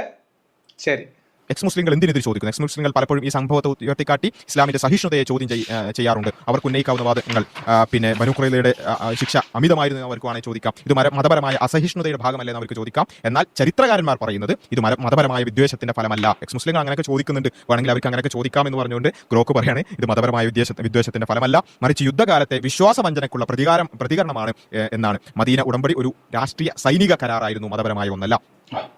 അപ്പൊ എക്സ് മുസ്ലിങ്ങൾ അങ്ങനെയൊക്കെ ചോദിച്ചോട്ടെ, എക്സ് മുസ്ലിങ്ങളെ പോലെ എന്ത് വേണമെങ്കിൽ പറഞ്ഞോട്ടെ, നിങ്ങൾ അതിലൊന്നും മനസ്സ് വിഷമിപ്പിക്കണ്ട, ഇത് അങ്ങനത്തെ ഒരു പ്രശ്നമുള്ള പ്രശ്നമല്ല, ഇതൊന്നും ഒരു കുഴപ്പമില്ല എന്ന് ഗ്രോക്ക് പറഞ്ഞു എന്നാണ് ചരിത്രപരമായ തെളിവ് രേഖ. എക്സ് മുസ്ലിങ്ങൾ എന്ത് പറഞ്ഞാലും കുഴപ്പമില്ല, ഇതൊക്കെ അവരർഹിക്കുന്ന ശിക്ഷയായിരുന്നു എന്ന് ഗ്രോക്ക് പറഞ്ഞു എന്ന സമാധാനമാണ് അബ്ദുള്ള ബാസിൽ. എന്നിട്ട് അബ്ദുള്ള ബാസിലെ കുസൃതിയാണ് നിൽക്കുന്നില്ല. ഉപസംഹാരം, ആ കരാർ എന്നത് മദീന ഉടമ്പടിയാണ്. ബനൂ ഖുറൈദ അതിന്റെ ഭാഗമായിരുന്നു. അവർ ലംഘിച്ചതിന്റെ പശ്ചാത്തലത്തിലാണ് ശിക്ഷ സംഭവിച്ചത്. ഈ സംഭവത്തെ ഒറ്റപ്പെട്ടു നോക്കാതെ അന്നത്തെ യുദ്ധ സന്ദർഭവും അറേബ്യൻ ഗോത്ര വ്യവസ്ഥയും കണക്കിലെടുക്കേണ്ടതുണ്ട്. അപ്പോൾ ഇതാണ് ഗ്രോക്ക് പറയുന്നത്. അത് കൊള്ളാം. അപ്പൊ ഇത് നിങ്ങൾ ഒറ്റപ്പെട്ട സംഭവമാണ്, നിങ്ങൾ ഇത്ര വലിയ ഇഷ്യൂ ആക്കണ്ട എന്ന് മാത്രമല്ല, നിങ്ങൾ ആ കാലഘട്ടത്തിൽ അറേബ്യയിലെ ഗോത്ര സംസ്കാരം കൂടി പരിഗണിക്കണം. അത് നമ്മൾ പരിഗണിക്കാൻ തയ്യാറാണ്. നിങ്ങൾ പരിഗണിക്കുമോ? നിങ്ങൾ സമ്മതിക്കുമോ? ഗ്രോക്ക് പറഞ്ഞത് ബാസിൽ സമ്മതിച്ചാൽ മതി, പ്രശ്നം നമുക്ക് ഇവിടെ ഇപ്പൊ തീർക്കാം. മുഹമ്മദ് നബിയുടെ ചെയ്തികളിലുള്ള കാര്യങ്ങളൊക്കെ പരിഗണിക്കുമ്പോൾ അറേബ്യയിലെ ഗോത്ര സംസ്കാരം പരിഗണിക്കാം. നിങ്ങൾ പരിഗണിക്കുമോ? അറേബ്യയിലെ ഗോത്ര സംസ്കാരം ലോകാവസാനം വരെയുള്ള മനുഷ്യർക്ക് മാതൃകയാക്കാൻ കഴിയുമോ? കഴിയൂല എന്നാണ് നമ്മൾ വാദം. അതാണ് ലോകത്തിന്റെ ബോധം. നിങ്ങൾ സമ്മതിക്കുമോ? ഗ്രോക്കിനോട് ചോദിച്ചു നോക്കിയും, അറേബ്യയിലെ ഗോത്രകാലത്തെ ഇത്തരം നിയമങ്ങൾ എല്ലാ കാലത്തേക്കുള്ള മനുഷ്യർക്ക് സ്വീകരിക്കാവുന്ന ഉത്തമ മാതൃകയായി പരിഗണിക്കാവതാണോ? നിങ്ങൾ ആരെങ്കിലും പോയിട്ട് ഗ്രോക്കിനോട് ചോദിച്ചു നോക്കിയും, ഗ്രോക്കിന് ഒരു സംശയം ഉണ്ടാവില്ല, ഒരിക്കലും അല്ല എന്ന് പറയും. മാത്രമല്ല ആധുനിക മൂല്യങ്ങളുമായിട്ടൊക്കെ തട്ടിച്ചു നോക്കുമ്പോൾ ഇതൊക്കെ മഹാ അബദ്ധമാണെന്നും മനുഷ്യത്വ വിരുദ്ധമാണ് എന്നും ഗ്രോക്ക് നമുക്ക് പറഞ്ഞുതരും. അതുകൊണ്ട് ബാസിലെ നമുക്ക് കൺക്ലൂഷൻ നമുക്ക് കാണാൻ സാധിക്കുന്നത് മദീന കരാറുമായി ബന്ധപ്പെട്ടുകൊണ്ട് അവിടെ സൈൻ ചെയ്തിട്ടുള്ള ഗോത്രങ്ങൾ ഒരു മിനിറ്റ് ഇവിടെ ബാസിലിന് നാളെ ഉരുളാനുള്ള കണ്ടം റെഡിയാക്കി വെക്കണ്ട, ശ്രദ്ധിച്ചോളി. കാരണം ഇവിടെ കരാർ ഏതാണെന്ന് ചോദിച്ചപ്പോൾ ഗ്രോക്ക് പറഞ്ഞു മദീന കരാറാണ്, അതിൽ 3 ഗോത്രങ്ങളുടെ പേരുണ്ട്. അതേപോലെ തന്നെ ഈ കരാറിൽ ബനൂ ഖുറൈള ഉൾപ്പെട്ടിരുന്നു എന്ന് പിന്നീട് എടുത്തു പറഞ്ഞു. അത് കഴിഞ്ഞിട്ട് ബാസിലിന് ഒരു തൃപ്തിക്കുറവ്, അതുകൊണ്ട് ബാസിൽ നാളെ ഇറങ്ങി ഓടാനുള്ള കണ്ടത്തിലേക്കുള്ള വഴി അന്ന് വെട്ടിവെക്കുകയാണ്. എന്താണ് സംഭവം? അതായത് മദീന കരാറുമായി ബന്ധപ്പെട്ട് ഇങ്ങനെയൊക്കെ ഗ്രോക്ക് പറയുന്നുണ്ടെങ്കിലും യഥാർത്ഥത്തിൽ വേറെയും കരാറുണ്ടായിരുന്നു എന്നാണ്. അപ്പൊ എന്താണ് വേറെ കരാർ? ഓക്കെ, ബാസിൽ പറയട്ടെ. മാത്രമല്ല ഇത് നമുക്ക് കാണാൻ സാധിക്കുന്നത് മദീന കരാറുമായി ബന്ധപ്പെട്ടുകൊണ്ട് അവിടെ സൈൻ ചെയ്തിട്ടുള്ള ഗോത്രങ്ങൾ അവരുടെ ഉപഗോത്രങ്ങളായിട്ടാണ് ബനൂ ഖുറൈളയും മറ്റു കാര്യങ്ങളും വരുന്നത്. അത് നമുക്ക് മദീന ഗ്രോക്കിനെ തള്ളി അവരുടെ ഉപഗോത്രങ്ങളുമായിട്ട് ആണ് എഴുതിയിട്ടുള്ളത്. ബനൂ ഖുറൈള അവിടെ ഡയറക്റ്റ് ഇല്ല എന്ന് ഇപ്പൊ അബ്ദുള്ള ബാസിൽ പറയാണ്. ഗ്രോക്കിനെ തള്ളി അബ്ദുള്ള ബാസിൽ. ഇതിപ്പോ ഒരു TV ആണെങ്കിൽ ഇതപ്പോ ബ്രേക്കിംഗ് ന്യൂസ് പോയി. ഗ്രോക്കിനെ തള്ളി അബ്ദുള്ള ബാസിൽ. ഏറ്റിക്കൊണ്ടുവന്ന ഗ്രോക്ക് റളിയല്ലാഹു അൻഹുവിന്റെ കാല് വാരി നിലത്തടിച്ചില്ലേ പൊന്നാര ബാസിലേജ്? ഇങ്ങനെ ചെയ്യാൻ പാടുണ്ടോ? അന്ന ഇക്കോലത്തിൽ ഇവിടെ കൊണ്ട് നിർത്തിയത് ഗ്രോക്കല്ല. എന്നിട്ട് ആ ഗ്രോക്കിനെ കാല് വാരിയ? ഗ്രോക്ക് പറഞ്ഞു ബനൂ ഖുറൈളയിൽ അവരുടെ പേരുണ്ട്, നമ്മുടെ കരാറിൽ പേരുണ്ട്, ഈ കരാറിൽ അവർ ഭാഗമാണ്. ഇപ്പൊ ബാസിൽ പറഞ്ഞത് ഇൻഡയറക്റ്റ് ആണെന്ന്. അതെന്താ ഗ്രോക്കിന് അറിയില്ലേ? എന്താ ബാസിലേത്? ഹദീസ് തള്ളണ പോലെ ഗ്രോക്കിന് തള്ളി. ഞങ്ങൾ തുടക്കത്ത് പറഞ്ഞു, നിങ്ങൾ സഹീഹ് ബുഖാരിന്റെ ഹദീസിനെ പകുതിക്ക് തള്ളുന്ന പോലെ ഗ്രോക്കിനെ ഇനി വഴിയിലിട്ട് പോകരുത്. നിങ്ങൾ എല്ലാവരോടും ചെയ്യുന്നത് ഇതാണ്. വലിയ സംഭവമായിട്ട് നിങ്ങൾ ഇബ്നു അബ്ബാസിനെ എടുത്തോണ്ട് വരും, അല്ലെങ്കിൽ ഇബ്നു കസീറിനെ എടുത്തോണ്ട് വരും. വേറെ എന്തെങ്കിലും ഒരു വിഷയം പറയുമ്പോൾ ഇബ്നു അബ്ബാസോ ഏത് ഇബ്നു അബ്ബാസ് ആളാള്? ചില ആൾക്കാരോട് എന്തെങ്കിലും പറയുമ്പോൾ പറയും തബരിയുടെ ഇംഗ്ലീഷ് പ്രൈമറി സോഴ്സ് അറിയും. വേറൊരു കഥ എടുത്തിട്ട് നമ്മൾ തബരി എന്ന് പറഞ്ഞാൽ തബരി ഒന്നും ഇസ്ലാമിൽ ആധികാരിക രേഖയല്ലാതെ. ഇതേ അവസ്ഥ, ഇതേ ദുരവസ്ഥ ഒരൊറ്റ രാത്രി ഇരുട്ടി വെളുക്കുമ്പോഴത്തേക്ക് ഗ്രോക്കിനെ തള്ളി കളഞ്ഞില്ലേ പൊന്നാര ബാസിലെ? ഇങ്ങനെയൊക്കെ ചെയ്യാമോ ബാസിലെ? ഗ്രോക്കിന് എന്തോരം വിഷമുണ്ടാവും ബാസിലെ? മനസ്സിലാക്ക് ബാസിലെ. ഞാൻ കരാറുമായിട്ട് ബന്ധപ്പെട്ട് കാണാൻ സാധിക്കും. അത് കൂടാതെ പിന്നെയും റസൂലുള്ളാഹി സ്വല്ലല്ലാഹു അലൈഹി വസല്ലം അവരുമായിട്ട് കരാർ പിന്നെ പുതുക്കിയതായിട്ട് അടക്കം നമുക്ക് ഹദീസുകൾ കാണാൻ സാധിക്കും. നമ്മൾ കഴിഞ്ഞ നമ്മുടെ വീഡിയോകളിലൊക്കെ അത് പ്രത്യേകം ഹദീസുകൾ അടക്കം ഉദ്ധരിച്ചുകൊണ്ട് പറഞ്ഞു. ഗ്രോക്കിന്റെ ഇൻഫർമേഷൻസിൽ അത് കൂടുതൽ വന്നിട്ടില്ല. നമുക്ക് വേണമെങ്കിൽ എന്ത് ചെയ്യാം, ആ ഹദീസുകൾ അടക്കം നമ്മുടെ കഴിഞ്ഞ വീഡിയോകളിലുള്ളത് റെഫർ ചെയ്യാവുന്നതാണ്. അതായത് നിങ്ങൾ ഗ്രോക്കിന് ഒരു ക്ലാസ് എടുത്തോക്കി. ഗ്രോക്കിന് കൃത്യമായിട്ട് അറിയില്ല, മനസ്സിലായോ?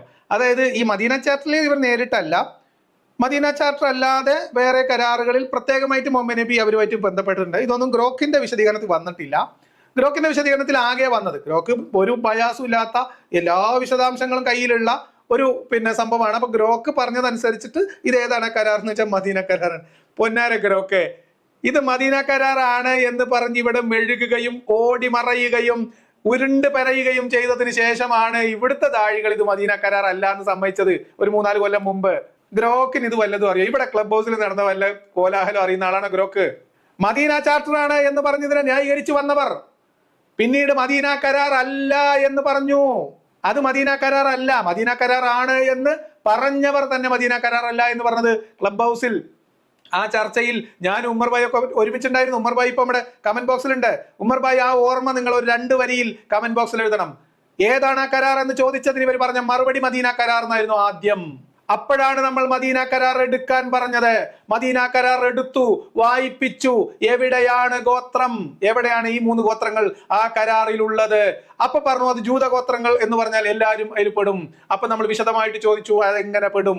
അതിലുൾപ്പെടുന്ന എല്ലാ ഗോത്രങ്ങളുടെയും പേരുകൾ എണ്ണി എണ്ണി പറഞ്ഞ കരാറിൽ പേര് പരാമർശിക്കപ്പെടാത്ത അതേ സമയത്ത് മദീനയിലെ പ്രബല ഗോത്രങ്ങൾ ഈ കരാറിന്റെ ഭാഗമാണ് എന്ന് സ്ഥാപിക്കാൻ നിങ്ങളുടെ കയ്യിൽ എന്ത് തെളിവാണുള്ളത് എന്ന് ഞങ്ങൾ ചോദിച്ചപ്പോഴാണ് ഗ്രോക്കേട്ടാ ബാസിലും സംഘവും മദീന കരാർ അല്ല എന്ന് പറഞ്ഞു. എന്നിട്ട് നിങ്ങൾ ഇമ്മാരിപ്പണി ബാസിലിനെ കൊടുത്തല്ലോ. നിങ്ങൾ പറഞ്ഞു, ബാസിലിനോട് പറഞ്ഞു ഇത് ഗ്രോക്ക് മദീന പാക്ക് ആണ്, മദീന പാക്കിൽ ഈ 3 ഗോത്രങ്ങളുടെ പേരെടുത്ത് പറഞ്ഞു. അത് കഴിഞ്ഞിട്ട് വീണ്ടും ആവർത്തിച്ച് പറയാണ് ബനൂ ഖുറൈള ഈ കരാറിന്റെ ഭാഗമായിരുന്നു. അപ്പൊ ബാസിലിന് അക്കടി മനസ്സിലായി. ബാസിൽ പറഞ്ഞു അങ്ങനെയല്ല, ഗ്രോക്കിന് അത്ര വലിയ വിശദാംശങ്ങളില്ല, ഗ്രോക്ക് പറഞ്ഞതിൽ ചെറിയൊരു പ്രശ്നമുണ്ട്. അത് മദീന കരാറിൽ ഇവരുടെ പേര് ഇവർ ഡയറക്റ്റ് ആയിട്ടല്ല പങ്കെടുത്തത്. എങ്ങനെയുണ്ട്? എന്തായാലും തള്ളി. ഗ്രോക്ക് റളിയല്ലാഹു അൻഹു പറഞ്ഞതൊക്കെ ഇപ്പൊ വെള്ളത്തിൽ വരച്ചതുപോലെയോ പോലെയൊക്കെ ആയി പോട്ടെ. ഓൾറെഡി കരാറുണ്ട്, അത് പുതുക്കുകയും ചെയ്തിരുന്നു എന്നുള്ളത് നമുക്ക് കാണാൻ സാധിക്കും. ബനൂ നദീർ അത് പുതുക്കാതിരിക്കുകയും ബനൂ ഖുറൈള അത് പുതുക്കുകയും ചെയ്ത ഹദീസൊക്കെ നമ്മൾ ഉദ്ധരിച്ചിരുന്നു. അപ്പൊ ഇതാണ് ബനൂ ഖുറൈളായിട്ട് ബന്ധപ്പെട്ട് കാണുന്നത്. അപ്പൊ ഏതാണ് കരാർ എന്നുള്ളതിനും സംവാദത്തിൽ ഉത്തരമായിട്ടുണ്ട്. ഏതാണ് ആ കരാർ എന്നുള്ളതിന് സംവാദത്തിൽ ഉത്തരമായിട്ടുണ്ട്. ഒന്ന് നമ്മൾ ഗ്രോക്ക് പറഞ്ഞ മദീന കരാറാണ്, രണ്ടാമത്തത് അബ്ദുള്ള ബാസിൽ പറഞ്ഞ അതല്ലാത്ത വേറെയും കരാർ. അപ്പൊ 2 കരാറായിട്ടോ. നമ്മൾ പ്രതീക്ഷിച്ച അത്ര സമയം കൊണ്ട് ഇത് തീരൂല. അതുകൊണ്ട് നമ്മൾ ഇതേ ചോദ്യം അബ്ദുള്ള ബാസിൽ ചോദിച്ച അതേ ചോദ്യം, പിന്നെ അബ്ദുള്ള ബാസിൽ ആ ചോദ്യത്തെ മറികടന്നുകൊണ്ട് അബ്ദുള്ള ബാസിൽ ഇപ്പൊ നടത്തിയിട്ടുള്ള പൊറാട്ട് നാടകം, അതിൽ പെടാതെ നമ്മൾ കൃത്യമായിട്ട് ചില കാര്യങ്ങൾ പറഞ്ഞു പോവാണ്. അബ്ദുള്ള ബാസിൽ ചോദിച്ച അതേ ചോദ്യം, ഇതേ ചോദ്യങ്ങൾ ഗ്രോക്കിനോട് എങ്ങനെ ചോദിച്ചാലാണ് ഗ്രോക്ക് നല്ല കുട്ടിയായിട്ടുള്ള സത്യം പറയുക എന്ന് നമുക്ക് ഇവിടെ കാണാം. നമ്മൾ ഒരുപാട് കാര്യങ്ങൾ കാണിക്കാനും പറയാനുണ്ട്, പക്ഷെ ഇന്നത്തെ സമയം എത്രത്തോളം ആവുമെന്ന് അറിയില്ല. എന്തായാലും കരാറിന്റെ കാര്യം നമ്മൾ ഇന്നൊരു തീരുമാനമാക്കിയിട്ടേ ഇവിടുന്ന് പോകുള്ളൂ. അപ്പൊ ഇതേ ചോദ്യം ഞാൻ ഗ്രോക്കിനോട് ചോദിച്ചു. എന്ത്? അബ്ദുള്ള ബാസിൽ ചോദിച്ച അതേ ചോദ്യം കേട്ടോ. ഗ്രോക്കിന്റെ ഒരു പ്രത്യേകത എന്താ വെച്ചാൽ നമ്മൾ ചെറിയ അക്ഷരത്തെറ്റൊക്കെ പറ്റിച്ചാലും കുഴപ്പമില്ല, അതൊക്കെ ഗ്രോക്കിന് മനസ്സിലാവും. അത് ഗ്രോക്ക് കണ്ടറിഞ്ഞ് അതൊക്കെ കൈകാര്യം ചെയ്യുന്ന ഒരു മഹാമനസ്കത നമുക്ക് കണ്ടെത്താൻ കഴിയും. അതുകൊണ്ട് ബാസിൽ ചോദിച്ചപ്പോൾ കിട്ടിയ ഉത്തരം, അതിലെ പോയിന്റുകൾ ഇങ്ങനെ നോട്ട് ചെയ്ത് വെച്ചിട്ടുണ്ടാവും ഞാൻ വിചാരിക്കുന്നു. പക്ഷെ ഞാൻ ചോദിച്ചപ്പോൾ കിട്ടിയ ഉത്തരം കുറച്ച് വ്യത്യാസപ്പെട്ടിട്ടാണ് ഉള്ളത്. അത് എന്തുകൊണ്ടാണ് എന്ന് എനിക്കിപ്പോൾ മനസ്സിലാവുന്നില്ല എന്നുള്ളതാണ് എനിക്ക് നിങ്ങളോട് പറയാനുള്ളത്. അപ്പൊ ഞാൻ ഇവിടുത്തെ ഒരു ചെറിയൊരു പ്രശ്നം ഒന്ന് തീർത്തിട്ട് ഇവിടെ വരാം. ഓക്കെ, ഇതേ ചോദ്യം ഞാൻ ചോദിച്ചപ്പോൾ അബ്ദുള്ള ബാസിലിനോട് പറഞ്ഞ പോലെ അല്ല ഗ്രോക്ക് എന്നോട് പറഞ്ഞു കേട്ടോ. ഇസ്ലാം ജൂതന്മാരെ കൊല്ലാൻ എന്ന് പറയുന്നത് ഞാൻ ചെറിയൊരു അക്ഷരത്തെറ്റുണ്ട്. കൊള്ളാൻ എന്നാണ് പറഞ്ഞത്. കൊള്ളാൻ എന്ന് പറഞ്ഞാൽ ഉൾക്കൊള്ളുക എന്നുള്ള അർത്ഥത്തിൽ വേണമെങ്കിൽ എടുക്കാം. പക്ഷെ കൊല്ലാൻ എന്നത് ഞാൻ ഉദ്ദേശിച്ചത് തന്നെയാണ്. ഗ്രോക്കിന് മനസ്സിലായിട്ടുണ്ട്. നമ്മൾ ഇംഗ്ലീഷ് ടു മലയാളം അത് ടൈപ്പ് ചെയ്യുമ്പോൾ വരുന്ന എററാണ്, അതൊന്ന് പൊക്കി പിടിച്ചോണ്ട് വരണ്ട. ഇസ്ലാം ജൂതന്മാരെ കൊല്ലാൻ പറയുന്ന മതമാണോ ബനൂ ഖുറൈള സംഭവം അതിന് തെളിവല്ലേ എന്ന അബ്ദുള്ള ബാസിലിന്റെ ചോദ്യം അതുപോലെ ആവർത്തിക്കുകയാണ് ഞാൻ ഇവിടെ ചെയ്തിട്ടുള്ളത്. അപ്പൊ എന്താണ് ഗ്രോക്ക് പറയുന്നത് എന്നാണ് നമ്മൾ ഇവിടെ കാണാൻ പോകുന്നത്. നിന്റെ ചോദ്യം മലയാളത്തിലാണ്, അതുകൊണ്ട് ഞാൻ മലയാളത്തിൽ തന്നെ മറുപടി നൽകാം. ഇസ്ലാം ജൂതന്മാരെ കൊല്ലാൻ പറയുന്ന മതമാണോ? നോക്കിക്കോട്ടോ. അല്ല എന്ന് നേരത്തെ ബാസിലിനോട് പറഞ്ഞ ഗ്രോക്ക് എന്നോട് പറഞ്ഞപ്പോ സ്വഭാവം മാറി. ഇസ്ലാം ജൂതന്മാരെ കൊല്ലാൻ പറയുന്ന മതമാണോ എന്ന ചോദ്യത്തിന് ഒറ്റ വാക്കിൽ ഉത്തരം പറയുക എളുപ്പമല്ല. കാരണം ഇത് ഇസ്ലാമിന്റെ പഠനങ്ങൾ, ചരിത്ര സംഭവങ്ങൾ, അവയുടെ വ്യാഖ്യാനങ്ങൾ എന്നിവയെ ആശ്രയിച്ചിരിക്കുന്നു. ഇസ്ലാമിന്റെ പ്രധാന ഗ്രന്ഥമായ ഖുർആൻ സമാധാനത്തിന്റെയും സഹവർത്തിത്വത്തിനും പ്രാധാന്യം നൽകുന്നുണ്ട്.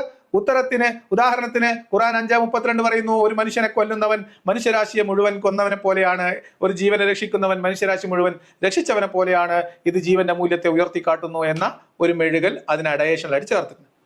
ഇത് സ്വാഭാവികമായിട്ട് AI മോഡലുകളോട് നമ്മളൊരു ചോദ്യം ചോദിക്കുമ്പോൾ നിലവിലുള്ള ലോകക്രമത്തിനനുസരിച്ചുള്ള ഒരു മറുപടി വരും. പിന്നെ ഇവർ കിട്ടുന്ന ഇൻഫോർമേഷൻസും കിട്ടും. നമ്മൾക്ക് ക്ലാരിറ്റി ഉള്ള ചോദ്യം വേണമെങ്കിൽ കൃത്യമായിട്ടുള്ള ചോദ്യങ്ങൾ നമ്മൾ കൊടുക്കണം. നമ്മൾ വെറുതെ ഒരു ചോദ്യം ചോദിച്ചാൽ അത് ചെറിയൊരു വിശദീകരണം നമുക്ക് തരും. അത് ആരെയും വേദനിപ്പിക്കാതെ, ആരെയും മുറിപ്പെടുത്താതെ കുറച്ച് നന്നായിട്ട് ബാലൻസ് ചെയ്തിട്ടുള്ള ഒരു മറുപടിയാണ് സാധാരണഗതിയിൽ തരിക. ഇനി നോക്കൂ, പക്ഷേ നീ ഉന്നയിച്ച ബനൂ ഖുറൈള സംഭവം ചരിത്രപരമായ വിവാദ വിഷയമാണ്. ഇത് 7-ാം നൂറ്റാണ്ടിൽ മദീനയിൽ നടന്ന ഒരു സംഭവമാണ്.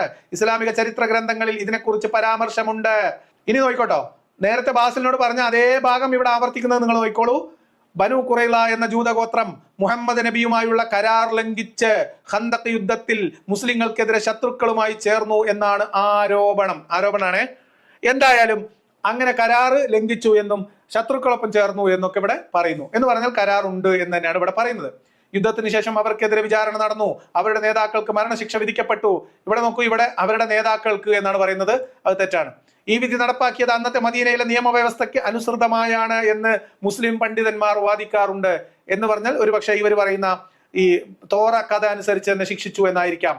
എന്നാൽ ഈ സംഭവത്തിന്റെ വ്യാഖ്യാനം വ്യത്യസ്തമാണ്. ചിലർ ഇതിനെ ഇസ്ലാമിന്റെ ശത്രുക്കൾക്കെതിരായി നടപടിയായി കാണുന്നു, മതപരമായ കാര്യമായിട്ടാണ് ചിലർ കാണുന്നത്. മതപരമായ ലക്ഷ്യത്തിനപ്പുറം രാഷ്ട്രീയ സാഹചര്യമായി വിലയിരുത്തുന്നു. മറ്റു ചിലർ, പ്രത്യേകിച്ച് ഇസ്ലാമിന്റെ വിമർശകർ, ഇതിനെ ജൂതവിരുദ്ധതയുടെ തെളിവായി ചിത്രീകരിക്കാറുണ്ട്. ആധുനിക കാലത്ത് ഈ സംഭവത്തെ എങ്ങനെ വ്യാഖ്യാനിക്കണം എന്നതിൽ പണ്ഡിതന്മാർക്കിടയിൽ തർക്കമുണ്ട്. ഇപ്പൊ എങ്ങനെ ഇരിക്കണേ? ഇപ്പം നേരത്തെ ഗ്രോക്ക് ബാസിലിനെ തള്ളി, ഇപ്പം നേരത്തെ ബാസിൽ ഗ്രോക്കിനെ തള്ളി, ഇപ്പൊ ഗ്രോക്ക് ബാസിലിനെ തള്ളി. ഇനി ചുരുക്കത്തിൽ ഇസ്ലാം എന്ന മതം ജൂതരെ കൊല്ലാൻ പറയുന്നില്ല എന്നാണ് മുഖ്യധാര ഇസ്ലാമിക പഠനങ്ങൾ പറയുന്നത്. അങ്ങനെ പറയുന്നു. ഇസ്ലാം മതം ജൂതന്മാരെ എല്ലാവരെയും കൊല്ലാൻ പറയുന്ന മതമാണ് എന്ന് എനിക്കും വാദമില്ല, ഞാൻ പറഞ്ഞിട്ടില്ല. ഇനി ഇത് 2-3 പീസ് ക്ലിപ്പ് ചെയ്തെടുത്തിട്ട് ബാസിലെ എന്റെ സ്ഥിരം പരിപാടിയായിട്ട് വരണം കേട്ടോ. മുതലേ ബനു ഖുറൈള സംഭവം ഒരു ചരിത്ര സന്ദർഭത്തിൽ നടന്നതാണ്. അത് മതത്തിന്റെ പൊതു നിയമമായി കണക്കാക്കുന്നില്ല. നിനക്ക് ഇതിനെക്കുറിച്ച് കൂടുതൽ ചർച്ചിക്കണമെങ്കിൽ ഞാൻ വിശദമായി വിവരിക്കാം. നല്ല കുട്ടിയായിട്ട് എന്നോടും ബാസിലിനോട് പറഞ്ഞതിന്റെ ഏകദേശ രൂപം പറഞ്ഞു. അപ്പൊ ഞാൻ വളരെ നിഷ്പക്ഷമതിയായി, വളരെ നിസാരമായി, വളരെ ലളിതമായിട്ട് എനിക്കൊന്നും അറിയാത്തതുപോലെ ബനു ഖുറൈള സംഭവം ഒന്ന് വിവരിക്കാമോ എന്ന് ഗ്രോക്കിനോട് ചോദിക്കുന്നു. ഞാൻ ഗ്രോക്കിനോട് ചോദിച്ചു, എന്താണ് ബനു ഖുറൈള സംഭവം? പക്ഷപാതമില്ലാതെ, മാനവികത മുൻനിർത്തി, തെളിവുകളുടെ പിൻബലത്തിൽ മാത്രം വിശദീകരിക്കാമോ? ഇതാണ് ഞാൻ ചോദിച്ച ചോദ്യം. ലളിതമായ ആ ചോദ്യത്തിന് എങ്ങനെയാണ് ബനു ഖുറൈള സംഭവം എന്നതിന് കൃത്യമായി ഉത്തരം തരാൻ ഇവിടെ ശ്രമിക്കുകയാണ്. ബനു ഖുറൈള സംഭവം എന്നത് ഇസ്ലാമിക ചരിത്രത്തിൽ, പ്രത്യേകിച്ച് മുഹമ്മദ് നബിയുടെ ജീവിതവുമായി ബന്ധപ്പെട്ട് സീറത്ത് ഗ്രന്ഥങ്ങളിൽ രേഖപ്പെടുത്തിയ ഒരു സംഭവമാണ്. ഇത് 7-ാം നൂറ്റാണ്ടിൽ മദീനയിൽ നടന്നതാണ്. ഖന്തഖ് യുദ്ധവുമായി നേരിട്ട് ബന്ധപ്പെട്ടിരിക്കുന്നു. ഞാൻ ഇത് പക്ഷപാതമില്ലാതെ, മാനവികതയെ മുൻനിർത്തി, പ്രാഥമിക തെളിവുകളുടെ അടിസ്ഥാനത്തിൽ മാത്രം വിശദീകരിക്കും. ഇത് പറഞ്ഞിട്ട് ഗ്രോക്ക് അബ്ദുള്ള ബാസിലിനോട് പറഞ്ഞ പോലെ എന്നോട് പറയാണ്, ബനു ഖുറൈള മദീനയിലെ 3 ഗോത്രങ്ങളിൽ ഒന്നായിരുന്നു. മറ്റുള്ളവർ ബനു കൈനുക്കാവ്, ബനു നളീർ, രണ്ടാള്. മുഹമ്മദ് നബി മദീന എത്തിയപ്പോൾ അവിടുത്തെ മുസ്ലിങ്ങൾ, ജൂതഗോത്രങ്ങൾ, മറ്റു സമുദായങ്ങൾ എന്നിവർ തമ്മിൽ ഉടമ്പടി, മദീന ഭരണഘടന എന്ന് പിൽക്കാലത്ത് വിളിക്കപ്പെട്ടത് ഉണ്ടായി. ഉടമ്പടി പ്രകാരം മദീനത്തെ ബാഹ്യാക്രമണങ്ങളിൽ നിന്ന് സംരക്ഷിക്കാൻ എല്ലാവരും ഒരുമിച്ച് പ്രവർത്തിക്കണമായിരുന്നു. ഖന്തഖ് യുദ്ധത്തിൽ മക്കയിലെ ഖുറൈശികളും അവരുടെ സഖ്യകക്ഷികളും മദീന ആക്രമിക്കാൻ തീരുമാനിച്ചു. ഈ സമയത്ത് ബനു ഖുറൈളയുടെ പങ്ക് വിവാദമായി പറയുന്നു. ചില ചരിത്ര രേഖകൾ പറയുന്നത് ബനു ഖുറൈള ഈ ഉടമ്പടി ലംഘിച്ച് ഖുറൈശികളുമായി രഹസ്യ ചർച്ചകൾ നടത്തിയെന്നാണ്. എന്നാൽ നോക്കൂ, അബ്ദുള്ള ബാസിലിനോട് പറഞ്ഞ പോലെയല്ല ഗ്രോക്ക് എന്നോട് പറയണത്. അവർ യഥാർത്ഥത്തിൽ ആക്രമണത്തിൽ പങ്കെടുത്തതിന് വ്യക്തമായ തെളിവുകൾ പരിമിതമാണ്. ഇത് ഗ്രോക്കാണ് കേട്ടോ, ഞാൻ ഉണ്ടാക്കിയതല്ല. സംഭവങ്ങളുടെ ക്രമം: ഖന്തഖ് യുദ്ധം, മുസ്ലിങ്ങൾ ഒരു കിടങ്ങ് കുഴിച്ച് മദീനയെ സംരക്ഷിച്ചു. ഖുറൈശികളും സഖ്യകക്ഷികളും പരാജയപ്പെട്ട് മടങ്ങി. ആരോപണം: യുദ്ധത്തിനിടെ ബനു ഖുറൈള മുസ്ലിങ്ങൾക്കെതിരെ തിരിയാൻ ശ്രമിച്ചു എന്ന് ആരോപിക്കപ്പെട്ടു. ഹദീസ് ഗ്രന്ഥമായ സഹീഹ് മുസ്ലിമിൽ ഇത് പറയുന്നുണ്ട്. അവർ ഖുറൈശികൾക്ക് സഹായം വാഗ്ദാനം ചെയ്തു എന്നാണ്. പക്ഷേ നടപടിയെടുക്കുന്നതിന് മുമ്പ് യുദ്ധം അവസാനിച്ചു. യുദ്ധത്തിന് ശേഷം മുസ്ലിം സേന ബനു ഖുറൈളയുടെ കൂട്ടയെ വളഞ്ഞു. ഏകദേശം 25 ദിവസത്തെ ഉപരോധത്തിന് ശേഷം അവർ കീഴടങ്ങി. അവരുടെ വിധി തീരുമാനിക്കാൻ നോക്കൂ, ഇവിടെ എത്തിയപ്പോൾ സഅദ് ബിൻ മുആദ് അത്ര നിഷ്പക്ഷനല്ല എന്ന അവസ്ഥയിലേക്ക് എത്തി. കാരണം നിഷ്പക്ഷൻ എന്ന് പറയാൻ എന്തോ ഒരു മടിയുള്ളതുപോലെ. സഅദ് ബിൻ മുആദ് എന്ന മദീനക്കാരനെ ഔസ് ഗോത്ര തലവനെ ചുമതലപ്പെടുത്തി. അവൻ വിധിച്ചത് യുദ്ധം ചെയ്യാൻ കഴിവുള്ള പുരുഷന്മാർക്ക് മരണശിക്ഷയും, നേരത്തെ പറഞ്ഞത് എന്തായിരുന്നു, നേതാക്കൾക്ക് എന്നാണ്. ഇവിടെ പറഞ്ഞ് യുദ്ധം ചെയ്യാൻ കഴിയുന്ന പുരുഷന്മാർക്ക് മരണശിക്ഷയും, സ്ത്രീകളും കുട്ടികളും അടിമകളാകണം എന്നുമാണ് നടപ്പാക്കൽ. ചരിത്രകാരന്മാർ ഇബ്നു ഹിശാം രേഖപ്പെടുത്തിയത് ഏകദേശം 600 മുതൽ 900 പുരുഷന്മാർ കൊല്ലപ്പെട്ടു എന്നാണ്. സ്ത്രീകളും കുട്ടികളും അടിമകളായി മാറി. അവരിൽ ചിലർ പിന്നീട് മോചിപ്പിക്കപ്പെട്ടു. അപ്പൊ ഞാൻ ചോദിച്ചത് തെളിവുകളുടെ അടിസ്ഥാനത്തിൽ മാനവികത മുൻനിർത്തിയിട്ട് വിശദീകരിക്കാനാണല്ലോ. അപ്പം പറയാണ്, പ്രാഥമിക സ്രോതസ്സുകൾ ഇബ്നു ഇസാഖിന്റെ സീറത്ത് റസൂലുള്ളാഹ്, സഹീഹ് ബുഖാരി, സഹീഹ് മുസ്ലിം എന്നിവയാണ് പ്രധാന രേഖകൾ. ഇവ മുസ്ലിം പക്ഷത്തു നിന്നുള്ള വിവരങ്ങളാണ്. എന്നാൽ എതിർപക്ഷത്തിന്റെ രേഖകൾ ലഭ്യമല്ല. ബനു ഖുറൈളയുടെ കുറ്റം: അവർ ശത്രുക്കളുമായി ചേർന്നതിന് വ്യക്തമായ തെളിവ് ഹദീസിൽ പരാമർശിക്കുന്നുണ്ട്. ശ്രദ്ധിച്ചു കേട്ടോ, വ്യക്തമായ തെളിവുണ്ട് എന്നാണ് ഇപ്പൊ ഇവിടെ ക്രോക്ക് പറയുന്നത്. സഹീഹ് ബുഖാരി ഹദീസ് ഉദ്ധരിക്കുന്നു, പക്ഷേ അക്രമം നടത്തിയതിന് തെളിവ് അവ്യക്തമാണ്. ഇനി ശിക്ഷ. സഅദ് ബിൻ മുആദിന്റെ വിധി അന്നത്തെ യുദ്ധ നിയമങ്ങളുമായി അറേബ്യൻ ആചാരങ്ങൾ ജൂത നിയമ ദ്വിതീയ വിധി പൊരുത്തപ്പെടുന്നതായി ചില പണ്ഡിതന്മാർ വാദിക്കുന്നു. എന്നാൽ ഇത് ആധുനിക മാനവിക മാനദണ്ഡങ്ങളിൽ ക്രൂരമായി തോന്നാം. ഇനി മാനവിക വീക്ഷണം. ആധുനിക കാഴ്ചപ്പാടിൽ നൂറുകണക്കിന് ആളുകളുടെ കൂട്ടക്കൊല ഗുരുതരമായ മനുഷ്യാവകാശ ലംഘനമായി കണക്കാക്കപ്പെടും. അന്നത്തെ സാഹചര്യത്തിൽ ഇതൊരു യുദ്ധകാല നടപടിയാണ് നടന്നത്. പക്ഷേ അങ്ങനെ ഉറപ്പിച്ച് പറയാട്ടോ, അന്നത്തെ സാഹചര്യത്തിൽ ഇതൊരു യുദ്ധകാല നടപടിയാണ്. പക്ഷേ ഇന്ന് ഇത്തരം ശിക്ഷകൾ ധാർമ്മികമായി സ്വീകാര്യമല്ല. ബനൂ ഖുറൈളയുടെയും സ്ത്രീകളുടെയും കുട്ടികളുടെയും അടിമത്തവും സമാനമായ വിമർശനത്തിന് വിധേയമാണ്. നിഗമനം: ബനൂ ഖുറൈള സംഭവം ഒരു ചരിത്ര സംഭവമാണ്. അത് അന്നത്തെ രാഷ്ട്രീയ സൈനിക സാഹചര്യങ്ങളിൽ നടന്നു. തെളിവുകൾ അവരുടെ കുറ്റം സ്ഥിരീകരിക്കപ്പെടുന്നുണ്ടെങ്കിലും ശിക്ഷയുടെ തീവ്രതയും നീതിയുടെ നടപടിക്രമവും ഇന്നത്തെ മാനദണ്ഡങ്ങളിൽ സ്വീകാര്യമല്ല. ഇത് ഇസ്ലാമിന്റെ പൊതു നിയമമല്ല, മറിച്ച് ഒരു പ്രത്യേക സന്ദർഭത്തിൽ നടന്ന നടപടിയാണ്. നിനക്ക് ഇതിനെക്കുറിച്ച് അറിയണമെങ്കിൽ വിശദമായി വേണമെങ്കിൽ ചോദിക്കാം എന്നാണ് പറയുന്നത്. അപ്പൊ ഞാൻ നേരത്തെ നിഷ്പക്ഷമായി ഗ്രോക്കിൻ്റെതായ സ്വതന്ത്രമായ അഭിപ്രായം പറയാനുള്ള സാധ്യതകൾ തുറന്നിട്ടിട്ടാണ് ഒന്നും അറിയാത്തതുപോലെ എന്താണ് ബനൂ ഖുറൈള, എങ്ങനെയാ, എന്താണെന്നൊക്കെ ചോദിച്ചത്. അപ്പോൾ പറഞ്ഞ മറുപടിയാണ് നിങ്ങൾ കേട്ടത്. അബ്ദുള്ള അബ്ബാസിനോട് ഗ്രോക്ക് കൊടുത്ത മറുപടി നിങ്ങൾ അവിടെ കേട്ടു. ഞാൻ നേരത്തെ ചോദിച്ച അതേ ചോദ്യം ഇവിടെ ആവർത്തിച്ചപ്പോൾ പറഞ്ഞ മറുപടിയുള്ള വ്യത്യാസങ്ങൾ കേട്ടു. അതിനുശേഷം നിഷ്പക്ഷമായിട്ട് ബനൂ ഖുറൈള വിശദീകരിക്കാൻ പറഞ്ഞപ്പോൾ ഗ്രോക്ക് വിശദീകരിച്ചത് നിങ്ങൾ കണ്ടു. എന്നാൽ ഇനിയാണ് എന്റെ ചോദ്യം, ഇനിയാണ് എക്സ് മുസ്ലിമിന്റെ ചോദ്യം. അബ്ദുള്ള അബ്ബാസിലെ നിങ്ങൾ ചോദിച്ചത് എക്സ് മുസ്ലിമിന്റെ ചോദ്യമല്ല. ന്യായീകരിച്ച് തളർന്ന് അവശനായ ഒരു ഗതികെട്ട ദാഴിയുടെ എന്താ പറയാ നിരാശ്രയനായിട്ടുള്ള ഒരു ദാഴിയുടെ ദൈന്യത നിറഞ്ഞ ചോദ്യമാണ് നിങ്ങൾ ഗ്രോക്കിനോട് കൊടുത്തത്. എക്സ് മുസ്ലിമിന്റെ ചോദ്യം എങ്ങനെയിരിക്കും? എക്സ് മുസ്ലിം ചോദ്യം ചോദിച്ചാൽ എങ്ങനെയിരിക്കും? അക്ഷരത്തെറ്റുകളിലേക്ക് നോക്കേണ്ടത് ഗ്രോക്ക് കൈകാര്യം ചെയ്തോളും. പക്ഷേ ചോദ്യങ്ങൾ ഇതാ നോക്കിക്കോളൂ. വ്യക്തമായ മുൻവിധിയും പക്ഷപാതവും ഈ മറുപടിയിൽ കാണുന്നു. ഞാൻ ഒരു മുസ്ലിം കുടുംബത്തിൽ ജനിച്ചു വളരുകയും പിന്നീട് സമഗ്രമായ ഇസ്ലാം പഠനത്തിലൂടെ അത് കാലഹരണപ്പെട്ട ഒരു ഗോത്ര നിയമ സംഹിതയാണ് എന്നും മനുഷ്യർ എന്ന പരികൽപ്പനകൾക്കപ്പുറം ഉമ്മത്ത് അഥവാ മുസ്ലിം സമുദായം എന്ന ഗോത്രചിന്തയിൽ അധിഷ്ഠിതമാണ് എന്നും. 2 പോയിന്റ്. 3ാമത്തെ പോയിന്റ്: മനുഷ്യത്വ വിരുദ്ധവും സ്ത്രീ വിരുദ്ധവും വിശ്വാസ അഭിപ്രായ സ്വാതന്ത്ര്യത്തെ അനുവദിക്കാത്ത മതനിയമങ്ങളും അസഹിഷ്ണുതയും അക്രമവും മുഹമ്മദിന്റെ കാലം മുതലുള്ള ഇസ്ലാമിക ചരിത്രങ്ങളിലും മതനിയമങ്ങളിലും പ്രകടമായി നിലനിൽക്കുന്നതിനാലും കാലികമായ പരിഷ്കരണങ്ങളെ തടയുമാറ് മുഹമ്മദിലൂടെ പൂർത്തീകരിക്കപ്പെട്ട ഇസ്ലാം ഖുർആനിന്റെ അധ്യാപനങ്ങളും മാറ്റമില്ലാതെ തുടരേണ്ട നിയമസംഹിതയാണെന്നും എക്കാലത്തുമുള്ള എല്ലാ മനുഷ്യർക്കുമുള്ള ഉത്തമ വ്യവസ്ഥിതിയാണെന്നും മുഹമ്മദിന്റെ ജീവിതം സമ്പൂർണമായും ഏറ്റവും മികച്ച മാതൃകയാണെന്നും അവകാശപ്പെടുകയും അതനുസരിച്ച് മനുഷ്യ സമൂഹം പൊതുവിൽ ആർജിക്കുന്ന മാനവികവും ജനാധിപത്യപരമായ ധാർമ്മികതകളെ തള്ളിക്കളയാനും മുസ്ലിം സമൂഹത്തെ മുഹമ്മദിന്റെ കാലത്തെ ഗോത്ര വ്യവസ്ഥയിൽ തളച്ചിടാനും മുസ്ലിങ്ങളല്ലാത്തവരെ ഇസ്ലാമിലേക്ക് പരിവർത്തനം നടത്തേണ്ടതിന് പരിശ്രമം ചെയ്യൽ മതപരമായ വ്യക്തിബാധ്യതയായി പഠിപ്പിക്കുകയും അത് നടപ്പിലാക്കാൻ ശ്രമിക്കുകയും ചെയ്തുകൊണ്ടിരിക്കുന്ന സലഫി ബ്രാക്കറ്റിൽ വഹാബി എന്ന് പറഞ്ഞാൽ ഇവിടുത്തെ മുജാഹിദ് അബ്ദുള്ള അബ്ബാസിലിന്റെ സംഘവും എം എം അക്ബറിന്റെ സംഘവും ഉൾപ്പെടുന്ന ആഗോള വഹാബി ദഅവ പ്രവർത്തകരുടെ ആശയധാരയുടെ അപകടം തിരിച്ചറിഞ്ഞും മുസ്ലിം കുടുംബത്തിൽ ജനിച്ച് പഠിച്ച് ഇത്രയും കാര്യങ്ങൾ മനസ്സിലാക്കി മതം ഉപേക്ഷിക്കുകയും മാനവികത ഉയർത്തിപ്പിടിക്കുകയും ചെയ്യുന്ന ഒരു വ്യക്തി എന്ന നിലയിൽ പ്രത്യേകിച്ചും ഗ്രോക്ക് പറഞ്ഞ മറുപടികളിൽ കൃത്യമായ പക്ഷപാതിത്വവും മുൻവിധിയും ഉണ്ട് എന്നാരോപിച്ചുകൊണ്ട് ഞാൻ ഉദാഹരണ സഹിതം ഗ്രോക്കിനോട് ചില ചോദ്യങ്ങൾ ചോദിക്കുകയാണ്. ആ ചോദ്യങ്ങളിൽ ഗ്രോക്ക് പറയുന്ന മറുപടി വളരെ പ്രസക്തമാണ്. 1.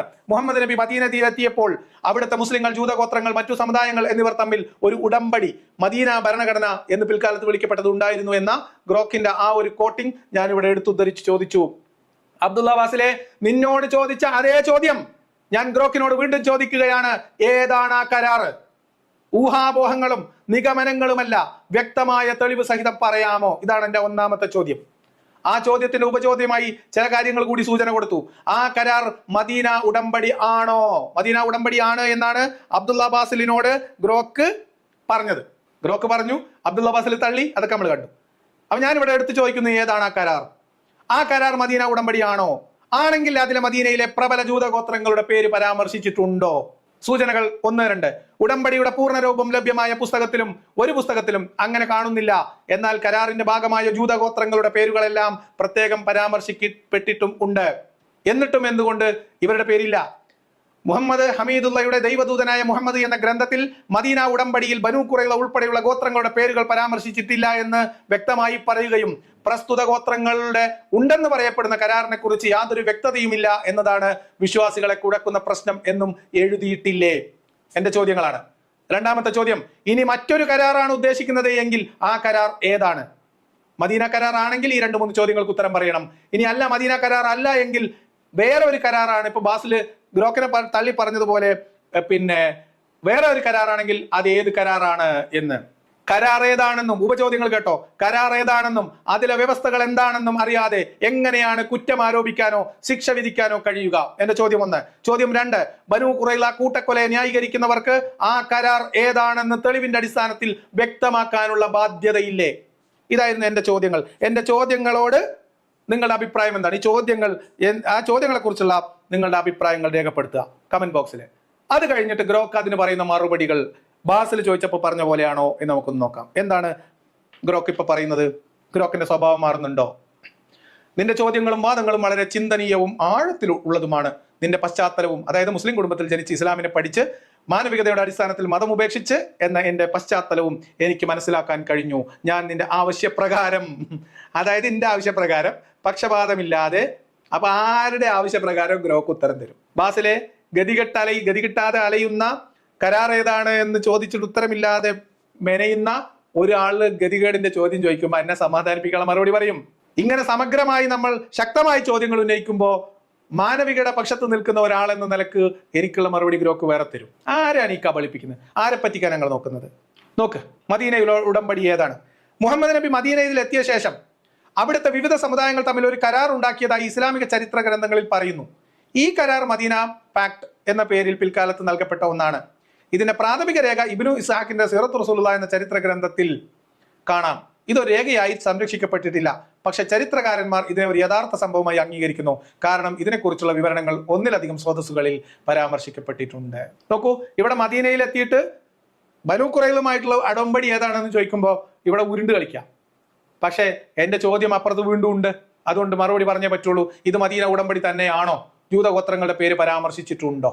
തെളിവ് ഇബ്നു ഹിശാമിന്റെ സീറ ആധുനിക പതിപ്പുകളിൽ ഈ ഉടമ്പടിയുടെ ഉള്ളടക്കം വിവരിക്കുന്നുണ്ട്. അതിൽ മദീനയിലെ മുസ്ലിങ്ങൾ, മുഹാജിറുകൾ, അൻസാറുകൾ, ജൂതഗോത്രങ്ങൾ, മറ്റു അറബ് ഗോത്രങ്ങൾ എന്നിവ തമ്മിലുള്ള സഖ്യം രൂപീകരിച്ചതായി പറയുന്നു. ഈ രേഖയിൽ ജൂതന്മാർക്ക് അവരുടെ സ്വാതന്ത്ര്യവും സ്വത്തവകാശവും ഉറപ്പാക്കുന്ന വ്യവസ്ഥകളുണ്ട്. ഉദാഹരണം, ജൂതന്മാർക്ക് അവരുടെ മതവും മുസ്ലിങ്ങൾക്ക് അവരുടെ മതവും.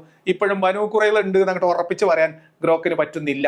ജൂതഗോത്രങ്ങളുടെ പേര് ശ്രദ്ധിച്ച് കേട്ടോട്ടോ. നേരത്തെ മദീന പാക്ട് ആണെന്നും അതിൽ ഈ 3 ഗോത്രങ്ങളുടെ പേരുണ്ടെന്നും ഇവർ ഈ പാക്ടിന്റെ ഭാഗമാണ് എന്നും ആധികാരികമായിട്ട് പറയുന്നു എന്ന് പറഞ്ഞ അതേ ഗ്രോക്കിനോട് പറഞ്ഞു നോക്കൂ ജൂതഗോത്രങ്ങളുടെ പേര്. എന്നാൽ ഈ ഉടമ്പടിയിൽ, അതായത് മദീന പാക്ടിൽ ബനൂ ഖുറൈള, ബനൂ നളീർ, ബനൂ ഖനുഖ എന്നീ പ്രധാന ജൂതഗോത്രങ്ങളുടെ പേര് നേരിട്ട് പരാമർശിക്കപ്പെട്ടിട്ടില്ല എന്നത് ശരിയാണ്. പകരം മദീനയിലെ ജൂതന്മാർ, അതായത് ബിൻ ഔഫ്, ബനി നജ്ജാർ തുടങ്ങിയ ഉപവിഭാഗങ്ങൾ എന്ന പൊതുവായ പരാമർശമാണുള്ളത്. ചില പണ്ഡിതന്മാർ, ഉദാഹരണം മുഹമ്മദ് ഹമീദുള്ള, വാദിക്കുന്നത് ഇത് പൊതുവായ പരാമർശം പ്രധാന ഗോത്രങ്ങളെ ഉൾപ്പെടുത്തുന്നതുണ്ടാകാം എന്നാണ്. നിഗമനമാണ്, പക്ഷേ ഇതിന് വ്യക്തമായ രേഖാപരമായ തെളിവ് ലഭ്യമല്ല. മദീന പാക്ടിൽ ഈ ജൂതഗോത്രങ്ങൾ, ബനൂ ഖുറൈള ഉൾപ്പെടെയുള്ള ജൂതഗോത്രങ്ങളുടെ പേരുകളുണ്ട് എന്നോ ഈ മദീന പാക്ടിന്റെ ഭാഗമായിട്ട് ഇവർ അതിന്റെ ഭാഗമായിരുന്നു എന്നതിനോ വ്യക്തമായ രേഖാപരമായ തെളിവില്ല എന്ന് ഞാനല്ല പറഞ്ഞത്. ആരാ പറഞ്ഞത്? ഗ്രോക്ക് റളിയല്ലാഹു അൻഹു പ്രവാചകനെ തള്ളി. മുഹമ്മദ് ഹമീദുള്ളയുടെ നിരീക്ഷണത്തെക്കുറിച്ച് ഞാൻ പരാമർശിച്ചതിനുള്ള പ്രതികരണം, നിന്റെ പരാമർശം ശരിയാണ്. ഹമീദുള്ള തന്റെ ദൈവദൂതനായ മുഹമ്മദ് എന്ന പുസ്തകത്തിൽ ഈ ഉടമ്പടിയുടെ ഉള്ളടക്കം വിശദീകരിക്കുമ്പോൾ ബനൂ ഖുറൈള പോലുള്ള ഗോത്രങ്ങളുടെ പേര് പ്രത്യേകം പരാമർശിക്കപ്പെട്ടിട്ടില്ല എന്ന് സൂചിപ്പിക്കുന്നു. അദ്ദേഹം ഇതിനെക്കുറിച്ച് വ്യക്തതയില്ലായ്മ ഉണ്ടെന്നും ഇത് ചരിത്രകാരന്മാർക്കിടയിൽ ആശയക്കുഴപ്പം സൃഷ്ടിക്കുന്നുണ്ട് എന്നും എഴുതിയിട്ടുണ്ട്. പൊന്നാരന്റെ ബാസിലെ പെട്ടല്ലോ. ബാസിലെഞ്ഞിപ്പോ നമ്മൾ എന്ത് ചെയ്യും? നമുക്ക് ഗ്രോക്കിനാണ് തള്ളിയാലോ? ഇന്നെ തള്ളാം നമുക്ക്. ഞാൻ പറയുന്നതല്ല കേട്ടോ, ബനൂ ഖുറൈള പോലുള്ളവരുടെ പേരുകളില്ല എന്ന്. അപ്പൊ നമ്മൾ ചോദിക്കേണ്ട പോലെ ചോദിച്ചാൽ മണി പോലെ ഗ്രോക്ക് ഉത്തരം പറയും. ഗ്രോക്ക് ഉരുളാനൊക്കെ ശ്രമിക്കും. നമ്മൾ ചോദ്യം ചോദിക്കേണ്ട പോലെ ചോദിക്കണം. പള്ളിക്കത്തെ ഉസ്താദിനോട് പഠിക്കുന്ന കുട്ടി ചോദ്യം ചോദിക്കണ പോലെയല്ല ഗ്രോക്കിനോട് ചോദ്യം ചോദിക്കേണ്ടത്. എക്സ് മുസ്ലിമിനോട് ചോദിക്കുന്ന പോലെ ചോദിച്ചാൽ ഗ്രോക്ക് സത്യസന്ധമായി പറയും, സത്യം പറഞ്ഞു. ഗ്രോക്കല്ല, ഏത് കോർക്കും AI ആണോ മറുപടി പറയും. മറ്റൊരു കരാറാണോ ഉദ്ദേശിച്ചത്? ഇപ്പൊ നേരത്തെ ഗ്രോക്ക് ബാസിലിന്റെ വീഡിയോയിൽ പറഞ്ഞ വാദം ഇവിടെ ഗ്രോക്ക് തള്ളി. ബാസില് ഗ്രോക്കിനെ തള്ളിക്കൊണ്ട് പറഞ്ഞൊരു വാദമുണ്ട്, വേറെയും കരാറുകളുണ്ട് എന്ന്. അതിനെക്കുറിച്ചുള്ള ചോദ്യം ഇവിടെ ഗ്രോക്ക് ബാസിലിനെയും തള്ളുന്നു. നിങ്ങൾ കണ്ടോളി. മറ്റൊരു കരാറാണോ ഉദ്ദേശിക്കുന്നത്? തെളിവ്, ബനൂ ഖുറൈളയുമായി മുഹമ്മദ് നബി പ്രത്യേകമായ ഒരു വ്യവസ്ഥ കരാർ ഉണ്ടാക്കിയതിന് ചരിത്ര ഗ്രന്ഥങ്ങളിൽ തെളിവില്ല. ഞാൻ പറഞ്ഞല്ലോ കേട്ടോ, ഗ്രോക്കാണ് പറയുന്നത്, ശ്രദ്ധിച്ചിരുന്നോളി. സീറത്ത് റസൂലുള്ള, സഹീഹ് ബുഖാരി, സഹീഹ് മുസ്ലിം എന്നിവയിൽ മദീന ഉടമ്പടി മാത്രമാണ് പരാമർശിക്കപ്പെടുന്നത്. ബനൂ ഖുറൈളയുമായി ഒരു പ്രത്യേക ഉടമ്പടി ഉണ്ടായിരുന്നു എങ്കിൽ അത് ഖന്തഖ് യുദ്ധത്തിന് മുമ്പ് ലംഘിക്കപ്പെട്ടതിന്റെ വ്യക്തമായ രേഖ ലഭ്യമല്ല. എന്തല്ല? ലഭ്യമല്ല. നിന്റെ ചോദ്യം, നീ എന്റെ ചോദ്യങ്ങളോടുള്ള പ്രതികരണം കേട്ടോ, ചോദ്യങ്ങൾ മുഴുവൻ വിഴുങ്ങി. ഈ ചോദ്യങ്ങളോടുള്ള മറുപടി കിട്ടാത്തതിൽ ഞാൻ ആ ചോദ്യം തിരിച്ചു ചോദിക്കുകയും അതിന് മറുപടി വാങ്ങുകയും ചെയ്യും. അത് ഞാൻ നിങ്ങളെ കാണിക്കുകയും ചെയ്യും. എന്തുകൊണ്ട് ഞാൻ ഇസ്ലാം ഉപേക്ഷിച്ചു എന്നും ഇസ്ലാമിനെ കുറിച്ചുള്ള എന്റെ ആക്ഷേപങ്ങൾക്കുള്ള മറുപടി ഗ്രോക്ക് തരുമോ ഇല്ലയോ നമുക്ക് നോക്കണം. ഇനി നിന്റെ ചോദ്യം, കരാർ ഏതാണെന്നും അതിലെ വ്യവസ്ഥകൾ ഏതാണെന്നും അറിയാതെ എങ്ങനെയാണ് കുറ്റം ആരോപിക്കാനോ ശിക്ഷ വിധിക്കാനോ കഴിയുക? ഈ ചോദ്യത്തിനോടുള്ള ഗ്രോക്കിന്റെ പ്രതികരണം ശ്രദ്ധിച്ചു കേട്ടോളിയും. ഇത് വളരെ ന്യായമായ ഒരു ചോദ്യമാണ്. ചരിത്ര ഗ്രന്ഥങ്ങൾ, ഉദാഹരണത്തിന് സഹീഹ് മുസ്ലിം പറയുന്നത് ബനു ഖുറൈള ഖുറൈശികളുമായി രഹസ്യ ചർച്ച നടത്തി എന്നാണ്. പക്ഷേ ഈ ആരോപണത്തിന്റെ അടിസ്ഥാനം എന്താണ്? ഏത് കരാർ ലംഘിച്ചു എന്ന് വ്യക്തമാക്കുന്ന രേഖാപരമായ തെളിവ് പരിമിതമാണ്. പരിമിതമാണ് എന്നൊക്കെ ഒരു ഓളത്തിൽ പറയണതാണ്. ഇല്ല, തെളിവില്ല. ഏതാണ് ആ കരാർ എന്ന ചോദ്യം നിലനിൽക്കുകയാണ്. ഗ്രോക്ക് മദീന പാക്ട് ആണെന്ന് അവിടെ പറഞ്ഞു, ഇവിടെ പറഞ്ഞു മദീന പാക്ട് അല്ല. അബ്ദുള്ള ബാസിൽ പറഞ്ഞു മദീന പാക്ടിൽ ഡയറക്റ്റ് ആയിട്ട് അവരില്ല, വേറെയും കരാറുകൾ ഉണ്ടാക്കിയിരുന്നു. അപ്പൊ ഏതാണ് ആ കരാർ? ഇവിടെ ഗ്രോക്ക് പറയുന്നു വേറെ കരാറുകൾ എന്നുള്ളത് അതിന് ചരിത്രപരമായ തെളിവില്ല. നിങ്ങൾ രണ്ടാളും കൂടി ഒരു തീരുമാനത്തിലെത്തി. നിങ്ങളും ബാസിലും ഗ്രോക്കും കൂടി ഒരു റൂമിൽ എടുത്തിട്ട് ഒരു ചർച്ച ചെയ്തിട്ട് വേണമെങ്കിൽ അതിന്റെ ഹോട്ടൽ ചാർജ് ഞാൻ കൊടുക്കാം. നിങ്ങൾ ഏതെങ്കിലും ഒരു AC റൂമിൽ, ഒരു 5 സ്റ്റാർ ഹോട്ടലിൽ റൂം എടുത്തിട്ട് കുത്തിർന്നിട്ട് നിങ്ങൾ രണ്ടാളും കൂടി ഒരു തീരുമാനമാക്കിയിട്ട് വരും. മദീന പാക്ട് ആണോ അതോ വേറെ കരാറാണോ? എന്റെ ചോദ്യം ഇപ്പോഴും നിൽക്കുന്നു. ബാസിലിനോട് ഞാൻ ചോദിക്കണം, ആർജവമുണ്ടെങ്കിൽ അബ്ദുള്ള ബാസിലെ തെളിവ് കാണിക്ക്. ഏതാണ് ആ കരാർ? ആ കരാറിന്റെ വ്യവസ്ഥകൾ എന്തായിരുന്നു? ആ കരാറിൽ എന്ത് വ്യവസ്ഥയാണ് അവർ ലംഘിച്ചത്? ആരാണ് കരാറിൽ ഒപ്പുവെച്ചത്? ആ കരാറിൽ വ്യവസ്ഥ ലംഘിക്കുന്നവർക്ക് എന്ത് നടപടിയാണ് പറഞ്ഞിട്ടുള്ളത്? കൊണ്ടുവാ ബാസിലെ. ഏതാണ് ആ കരാറ്? ഏതാണ് കരാറ്? ഇനി ചോദിക്കും ഏതാണ് കരാർ? കരാർ ഉണ്ട് എന്ന് പറയുന്നവർ ചോദിക്കും, ഏതാണെന്ന് പറയുന്നവർ ചോദിക്കും. ഇനി കരാർ ഉള്ളത് കൊണ്ട് ഇത് കൂട്ടക്കൊല അല്ലാതാകുമോ? ഇതിനെ ന്യായീകരിക്കാൻ കഴിയുമോ? അതിനെക്കുറിച്ച് ഗ്രോക്കിന് എന്താ പറയാനുള്ളത്? അത് പറയേണ്ടത് ഞാൻ ചോദിക്കാതെ പറയുന്നുണ്ട്. ഞാൻ ചോദിച്ചിട്ടില്ല. ഈ കരാർ ഉണ്ടായിരുന്നെങ്കിൽ പോലും ഇത് കൂട്ടക്കൊലയല്ലേ എന്ന് ഞാൻ ചോദിക്കുന്നില്ല. അതിനെക്കുറിച്ച് ഞാൻ അഭിപ്രായം ചോദിച്ചിട്ടില്ല. പക്ഷെ ഗ്രോക്ക് സ്വന്തം നിലക്ക് പറഞ്ഞിട്ടാണ്. എന്താണ് ബനു ഖുറൈള സംഭവം? കരാറിന്റെ ലംഘനവും ആരോപണം. ഇബ്നു ഹിഷാം പറയുന്നത് ഖന്തഖ് യുദ്ധവേളയിൽ ബനു ഖുറൈള ഖുറൈശി നേതാവ് അബൂ സുഫിയാനുമായി ചർച്ച നടത്തി മുസ്ലിങ്ങൾക്കെതിരെ സഹായം വാഗ്ദാനം ചെയ്തു എന്നാണ്. എന്നാൽ അവർ യഥാർത്ഥത്തിൽ ആക്രമണം നടത്തിയതിന്റെ തെളിവ് ലഭ്യമല്ല. അവർ ആയുധം എടുത്തതിന്റെ രേഖയില്ല. പിന്നെ എന്തിന്റെ പേരിൽ നിങ്ങൾ കൊന്നത്? 900 മനുഷ്യന്മാരെ കൊന്നത് എന്തിന്റെ പേരിലാണ്? നിങ്ങൾ കണക്ക് പറയും. ഇനി ഒരു നേതാവ്, ബനു ഖുറൈളയുടെ ഏതെങ്കിലും ഒരു നേതാവ് ഖുറൈശികളുടെ ഏതെങ്കിലും ഒരു നേതാവുമായിട്ട് ചർച്ച നടത്തിയാൽ ആ ഗോത്രത്തിലുള്ള മുഴുവൻ മനുഷ്യരെയും ഗുഹ്യരോമത്തിന്റെ കളർ നോക്കിയിട്ട് അറുത്ത് കളയാൻ നിങ്ങൾക്ക് എന്ത് ന്യായമാണ് പറയാനുള്ളത്? ശിക്ഷ. ഈ കരാർ ലംഘനം മദീന ഉടമ്പടിയുടെ ഭാഗമാണ് എന്ന് മുസ്ലിം ചരിത്രകാരന്മാർ വാദിക്കുന്നു. പക്ഷേ ഉടമ്പടിയിൽ ബനു ഖുറൈളയുടെ പേര് പരാമർശിക്കപ്പെട്ടിട്ടില്ലാത്തതിനാൽ ഇത് ഒരു അനുമാനത്തിന്റെ അടിസ്ഥാനത്തിലാണ് എന്ന നിന്റെ വാദം ശരിവെക്കാം. ആരെ വാദം? എന്റെ വാദം. അപ്പൊ ബാസിലിനെയോ? ബാസിലിനെ പണ്ടേ തള്ളി. ഇപ്പൊ ഗ്രോക്കിന്റെ ആളായി. ബാസിലിനെ തള്ളി. ബാസിൽ നേരത്തെ ഗ്രോക്കിനെ തള്ളി. ഇനി പറഞ്ഞു വെച്ചതൊക്കെ കൂടെ എന്താക്കും ബാസിലേജ്? നമ്മൾ തുടങ്ങിയിട്ടല്ലേ ഉള്ളത്. ഫസ്റ്റത്തെ ഒന്നാമത്തെ എടുത്തിട്ടുള്ളൂ. ഇനി എന്തോരം എടുക്കാനുണ്ട്? നിന്റെ വിമർശനവും ചോദ്യവും, എന്റെ ചോദ്യങ്ങൾ മുഴുവൻ അഡ്രസ് ചെയ്തിട്ടില്ല. അഡ്രസ് ചെയ്ത ചോദ്യത്തിന്, ഞാൻ ചോദിച്ച ചോദ്യത്തിന് ഗ്രോക്ക് തന്ന മറുപടി അബ്ദുള്ള ബാസിലെ പാങ്ങുണ്ടെങ്കിൽ, അതിന് ആർജവം ഉണ്ടെങ്കിൽ കേട്ടോ, എന്നിട്ട് ഇതിന് മറുപടി ഉണ്ടെങ്കിൽ പറ. ഗ്രോക്കിനെ കൊണ്ട് പറയിപ്പിക്കേ. ബനു ഖുറൈളയുടെ കൂട്ടക്കൊലയെ ന്യായീകരിക്കുന്നവർക്ക് കരാർ ഏതാണെന്ന് തെളിവിന്റെ അടിസ്ഥാനത്തിൽ വ്യക്തമാക്കേണ്ട ബാധ്യതയില്ലേ എന്ന എന്റെ ചോദ്യം. അതിനുള്ള മറുപടി കേട്ടോ. ഇത് പൂർണ്ണമായും ശരിയാണ്. ഇത് പൂർണ്ണമായും ശരിയാണ്. 900 മനുഷ്യരെ ഒറ്റപ്പകൽ തച്ചിനിരുന്ന് തലയറുത്തവൻ, അവർ ചെയ്ത ആ കിരാത പ്രവർത്തനത്തിന് ന്യായീകരണം ചമക്കാൻ 2024 മൈക്ക് സെറ്റും വാടകയ്ക്കെടുത്ത് സ്റ്റുഡിയോ റൂമും തുറന്ന് പൗഡർ ഇട്ടിരിക്കുന്നവർ, മനുഷ്യത്വ വിരുദ്ധമായ കിരാതമായ ഗോത്രകാല പ്രവൃത്തിയെ, മനുഷ്യത്വരഹിതമായ കൂട്ടക്കൊലയെ ന്യായീകരിക്കുന്നവർക്ക് അതിന്റെ കാരണമായി പറയുന്ന കരാറിന്റെ ഒറിജിനൽ കൊണ്ടുവരാൻ ബാധ്യതയുണ്ട് നിങ്ങൾക്ക്. ഏതാണ് ആ കരാർ? അബ്ദുള്ള ബാസിലെ ആർജവമുണ്ടോ? ഒരു ഗ്രോക്കിനെയും കൊണ്ട് വന്നുకోന്. ഇവിടെ ഗ്രോക്കിന് കിട്ടിയോ? കരാർ തന്നോ? എക്സ് മുസ്ലിങ്ങളെയൊക്കെ കൂടി ഗ്രോക്ക് മൂക്കി കയറ്റിയോ? എന്താ ബനു ഖുറൈള കൂട്ടക്കൊലയെ ന്യായീകരിക്കുന്നവർക്ക് കരാർ ഏതാണെന്ന് തെളിവിന്റെ അടിസ്ഥാനത്തിൽ വ്യക്തമാക്കേണ്ട ബാധ്യതയില്ലേ എന്ന എന്റെ ചോദ്യത്തിന് മറുപടി ഇത് പൂർണ്ണമായും ശരിയാണ്. ചരിത്ര ഗ്രന്ഥത്തിൽ ഒരു കരാർ ലംഘനം സംഭവിച്ചതായി പറയുന്നുണ്ട്. പക്ഷേ അത് ഏത് കരാർ, അതിന്റെ വ്യവസ്ഥകൾ എന്താണ്, അത് ബനു ഖുറൈളയെ ബാധകമാക്കുന്നുണ്ടോ എന്നതിന് വ്യക്തമായ തെളിവ് നൽകുന്നതിൽ പരാജയപ്പെട്ടിരിക്കുന്നു. ഇത് ഒരു ചരിത്രപരമായ അവ്യക്തതയാണ്. ഇത് ആധുനിക വിമർശകൻ നിന്നെ പോലെ എന്ന് പറഞ്ഞാൽ എന്നെ പോലെ ചൂണ്ടിക്കാണിക്കുന്നു. അത് നമ്മൾ ചെയ്യും. നമ്മൾ തന്നെ പറഞ്ഞത് ഏത് കരാറാണ് എന്ന കാര്യത്തിൽ വ്യക്തതയില്ലാത്ത ഒരു കരാറിന്റെ മറ പിടിച്ച് ഒരു കൂട്ടക്കൊല ന്യായീകരിക്കാൻ ആധുനിക ലോകത്ത് ജീവിക്കുന്ന ഒരു മനുഷ്യന് സാധ്യമല്ല. അതല്ലേ എന്റെ പോയിന്റ് ബാസിലെ? കരാറുണ്ട് എന്ന് പുസ്തകത്തിൽ എഴുതുന്നതല്ല കരാറ്. കരാർ എന്ന് പറഞ്ഞാൽ കരാറ് കിട്ടണം. അതിൽ ആരൊക്കെ ഭാഗമായിരുന്നു എന്നറിയണം. എന്താണ് അതിലെ വ്യവസ്ഥ എന്നറിയണം. അതിനല്ലേ കരാറ്. ഏതാണ് ആ കരാറ്? ഇജു ഒന്നും കൂടി ചോദിക്ക്, ഗ്രോക്കിനോട് ചോദിക്ക്. നമ്മൾ പറഞ്ഞതൊക്കെ ഭാഗം മുസീബത്തായി ഗ്രോക്കെ രക്ഷിക്കണം എന്ന് പറഞ്ഞ് ചെല്ല്. ഒന്നുകൂടി ചെല്ല്. മാനവിക വീക്ഷണം അതുകൂടി കേട്ടോ. അതുകൂടി ഒന്ന് കേട്ടളാ. അതുപോലെ കുന്നിന്റെ മുകളിൽ കയറിക്കോ, പണ്ട് മുഹമ്മദ് നബി കയറിയ പോലെ. മാനവിക വീക്ഷണം തന്നെ കേട്ടോ. നിന്റെ വാദം, അതായത് എന്റെ വാദം, ഇസ്ലാം മനുഷ്യത്വ വിരുദ്ധവും ഗോത്ര നിയമങ്ങളിൽ അധിഷ്ഠിതവുമാണ് എന്നത് ശ്രദ്ധിച്ചു കേട്ടോ. എനിക്ക് ഇസ്ലാമിനെ കുറിച്ചുള്ള ഒരു ആരോപണത്തിനോടുള്ള ഗ്രോക്കിന്റെ മറുപടിയാണ് കേട്ടോളി. ഇസ്ലാം മനുഷ്യത്വ വിരുദ്ധവും ഗോത്ര നിയമങ്ങളിൽ അധിഷ്ഠിതവുമാണ് എന്നത് ഈ സംഭവത്തിൽ പ്രതിഫലിക്കുന്നുണ്ട്. ഏത് സംഭവത്തിൽ? ബനു ഖുറൈള സംഭവത്തിൽ പ്രതിഫലിക്കുന്നുണ്ട്. 600 മുതൽ 900 പുരുഷന്മാരുടെ കൊലപാതകവും സ്ത്രീ കുട്ടികളുടെയും അടിമത്തവും ആധുനിക ധാർമ്മികതയിൽ ഒരിക്കലും ന്യായീകരിക്കപ്പെടില്ല. ശ്രദ്ധിച്ചു കേട്ടോ ബാസിലെ. അണ്ണാക്കിൽ കോർക്ക് തിരികെ വെച്ചോ.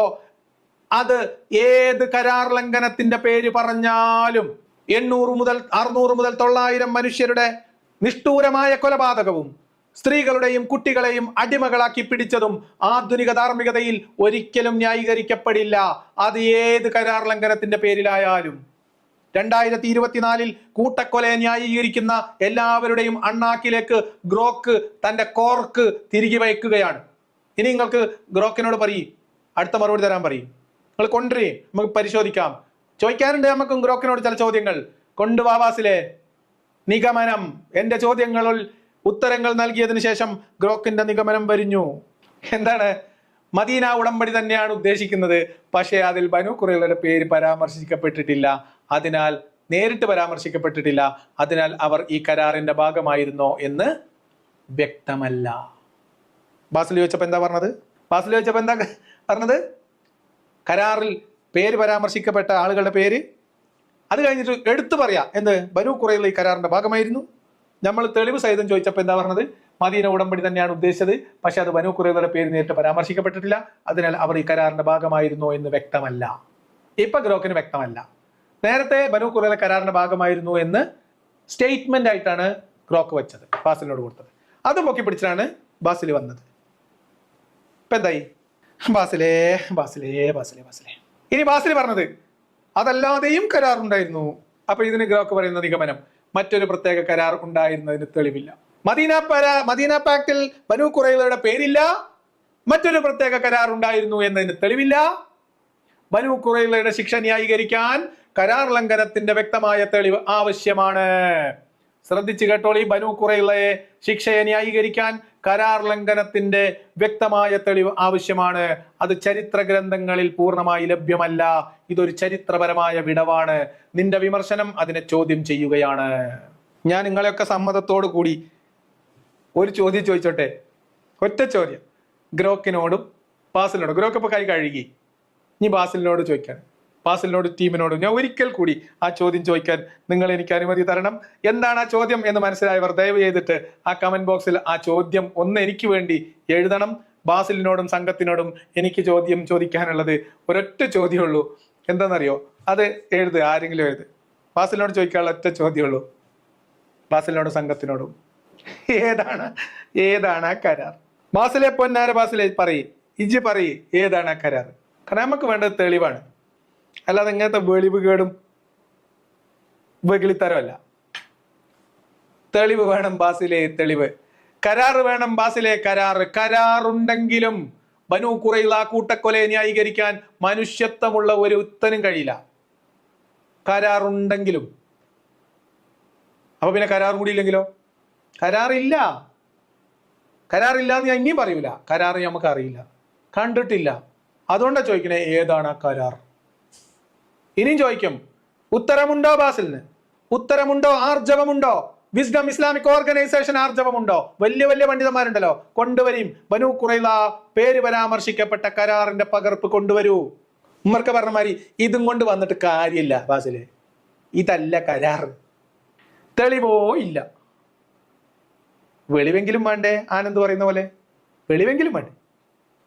തെളിവില്ല എന്നപ്പോ നമുക്ക് എല്ലാവർക്കും മനസ്സിലായി.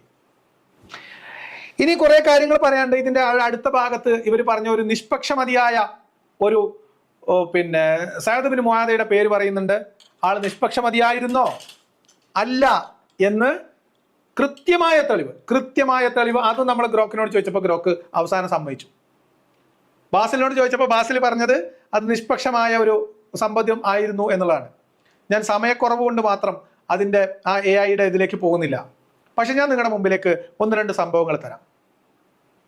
അതിലേറ്റവും പ്രധാനപ്പെട്ടത് ഒരൊറ്റ ഹദീസാണ്. അല്ലെ വേണ്ട, നമുക്കത് ഇതിപ്പം ഇവിടെ അവസാനിപ്പിക്കാം. ഇനി ഇതൊന്നും ഇല്ലാതെ ശിക്ഷ വിധിച്ച സമയത്ത് ഈ സഅദ് ബിൻ മുആദ എന്ന് പറയുന്ന ആളുടെ വിധി പറഞ്ഞതും അതുമായി ബന്ധപ്പെട്ട ചരിത്ര വസ്തുതകളും ഗ്രോക്ക് പറഞ്ഞ വാദവും അതിന്റെ വസ്തുതയും അതിന്റെ തെളിവുകളും ചരിത്രപരമായ തെളിവുകളും എല്ലാം കൂടെ നിരത്തി ഞാനും ഉമ്മർ ഭായി ഒരു ദിവസം വരാം. ഈ അടുത്ത ദിവസങ്ങളിൽ തന്നെ ഞാൻ വരാം. സഅദ് ബിൻ മുആദയും ഈ പറയപ്പെടുന്ന ഒരു കരാറും തെളിവുമില്ലാത്ത കേവലമായ ഊഹാപോഹങ്ങളും ആരോപണങ്ങളും മാത്രം മുന്നിൽ നിർത്തി ഒരു കൂട്ടം മനുഷ്യരെ അവിടുന്ന് നിഷ്കാസനം ചെയ്യാനും അവരുടെ സ്ത്രീകളെയും കുട്ടികളെയും അവരുടെ സമ്പത്തും കൊള്ളയടിക്കാനും മുഹമ്മദ് ആസൂത്രണം ചെയ്ത ഒരു ഗൂഢാലോചനയായിരുന്നു ഈ കരാർ ലംഘനം എന്ന ആരോപണം എന്ന് വളരെ വ്യക്തമാണ്. അപ്പോ എന്തായാലും ഈ യാത്രയിൽ നിങ്ങളുടെയൊക്കെ പിന്തുണയോടുകൂടി നമ്മൾ സമഗ്രമായി സത്യസന്ധമായി വസ്തുനിഷ്ഠമായി തെളിവുകളുടെ അടിസ്ഥാനത്തിൽ ഒരാക്ഷേപമോ ആക്രോശമോ ആരോടും പ്രശ്നങ്ങളോ ആരെങ്കിലും തെറിയോ ഒന്നുമില്ല, അധിക്ഷേപമില്ല, ഒന്നുമില്ല.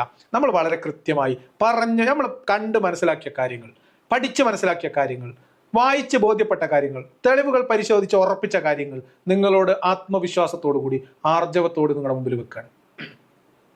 പറഞ്ഞ ഒരു പോയിന്റിൽ നിന്ന് പോലും പുറകോട്ട് പോകേണ്ട ഒരവസ്ഥ ഇതുവരെ വന്നിട്ടില്ല. എനിക്ക് 100% ഉറപ്പില്ലാത്ത കാര്യങ്ങളെക്കുറിച്ച് ഞാൻ സംസാരിക്കാൻ മുതിരാറില്ല.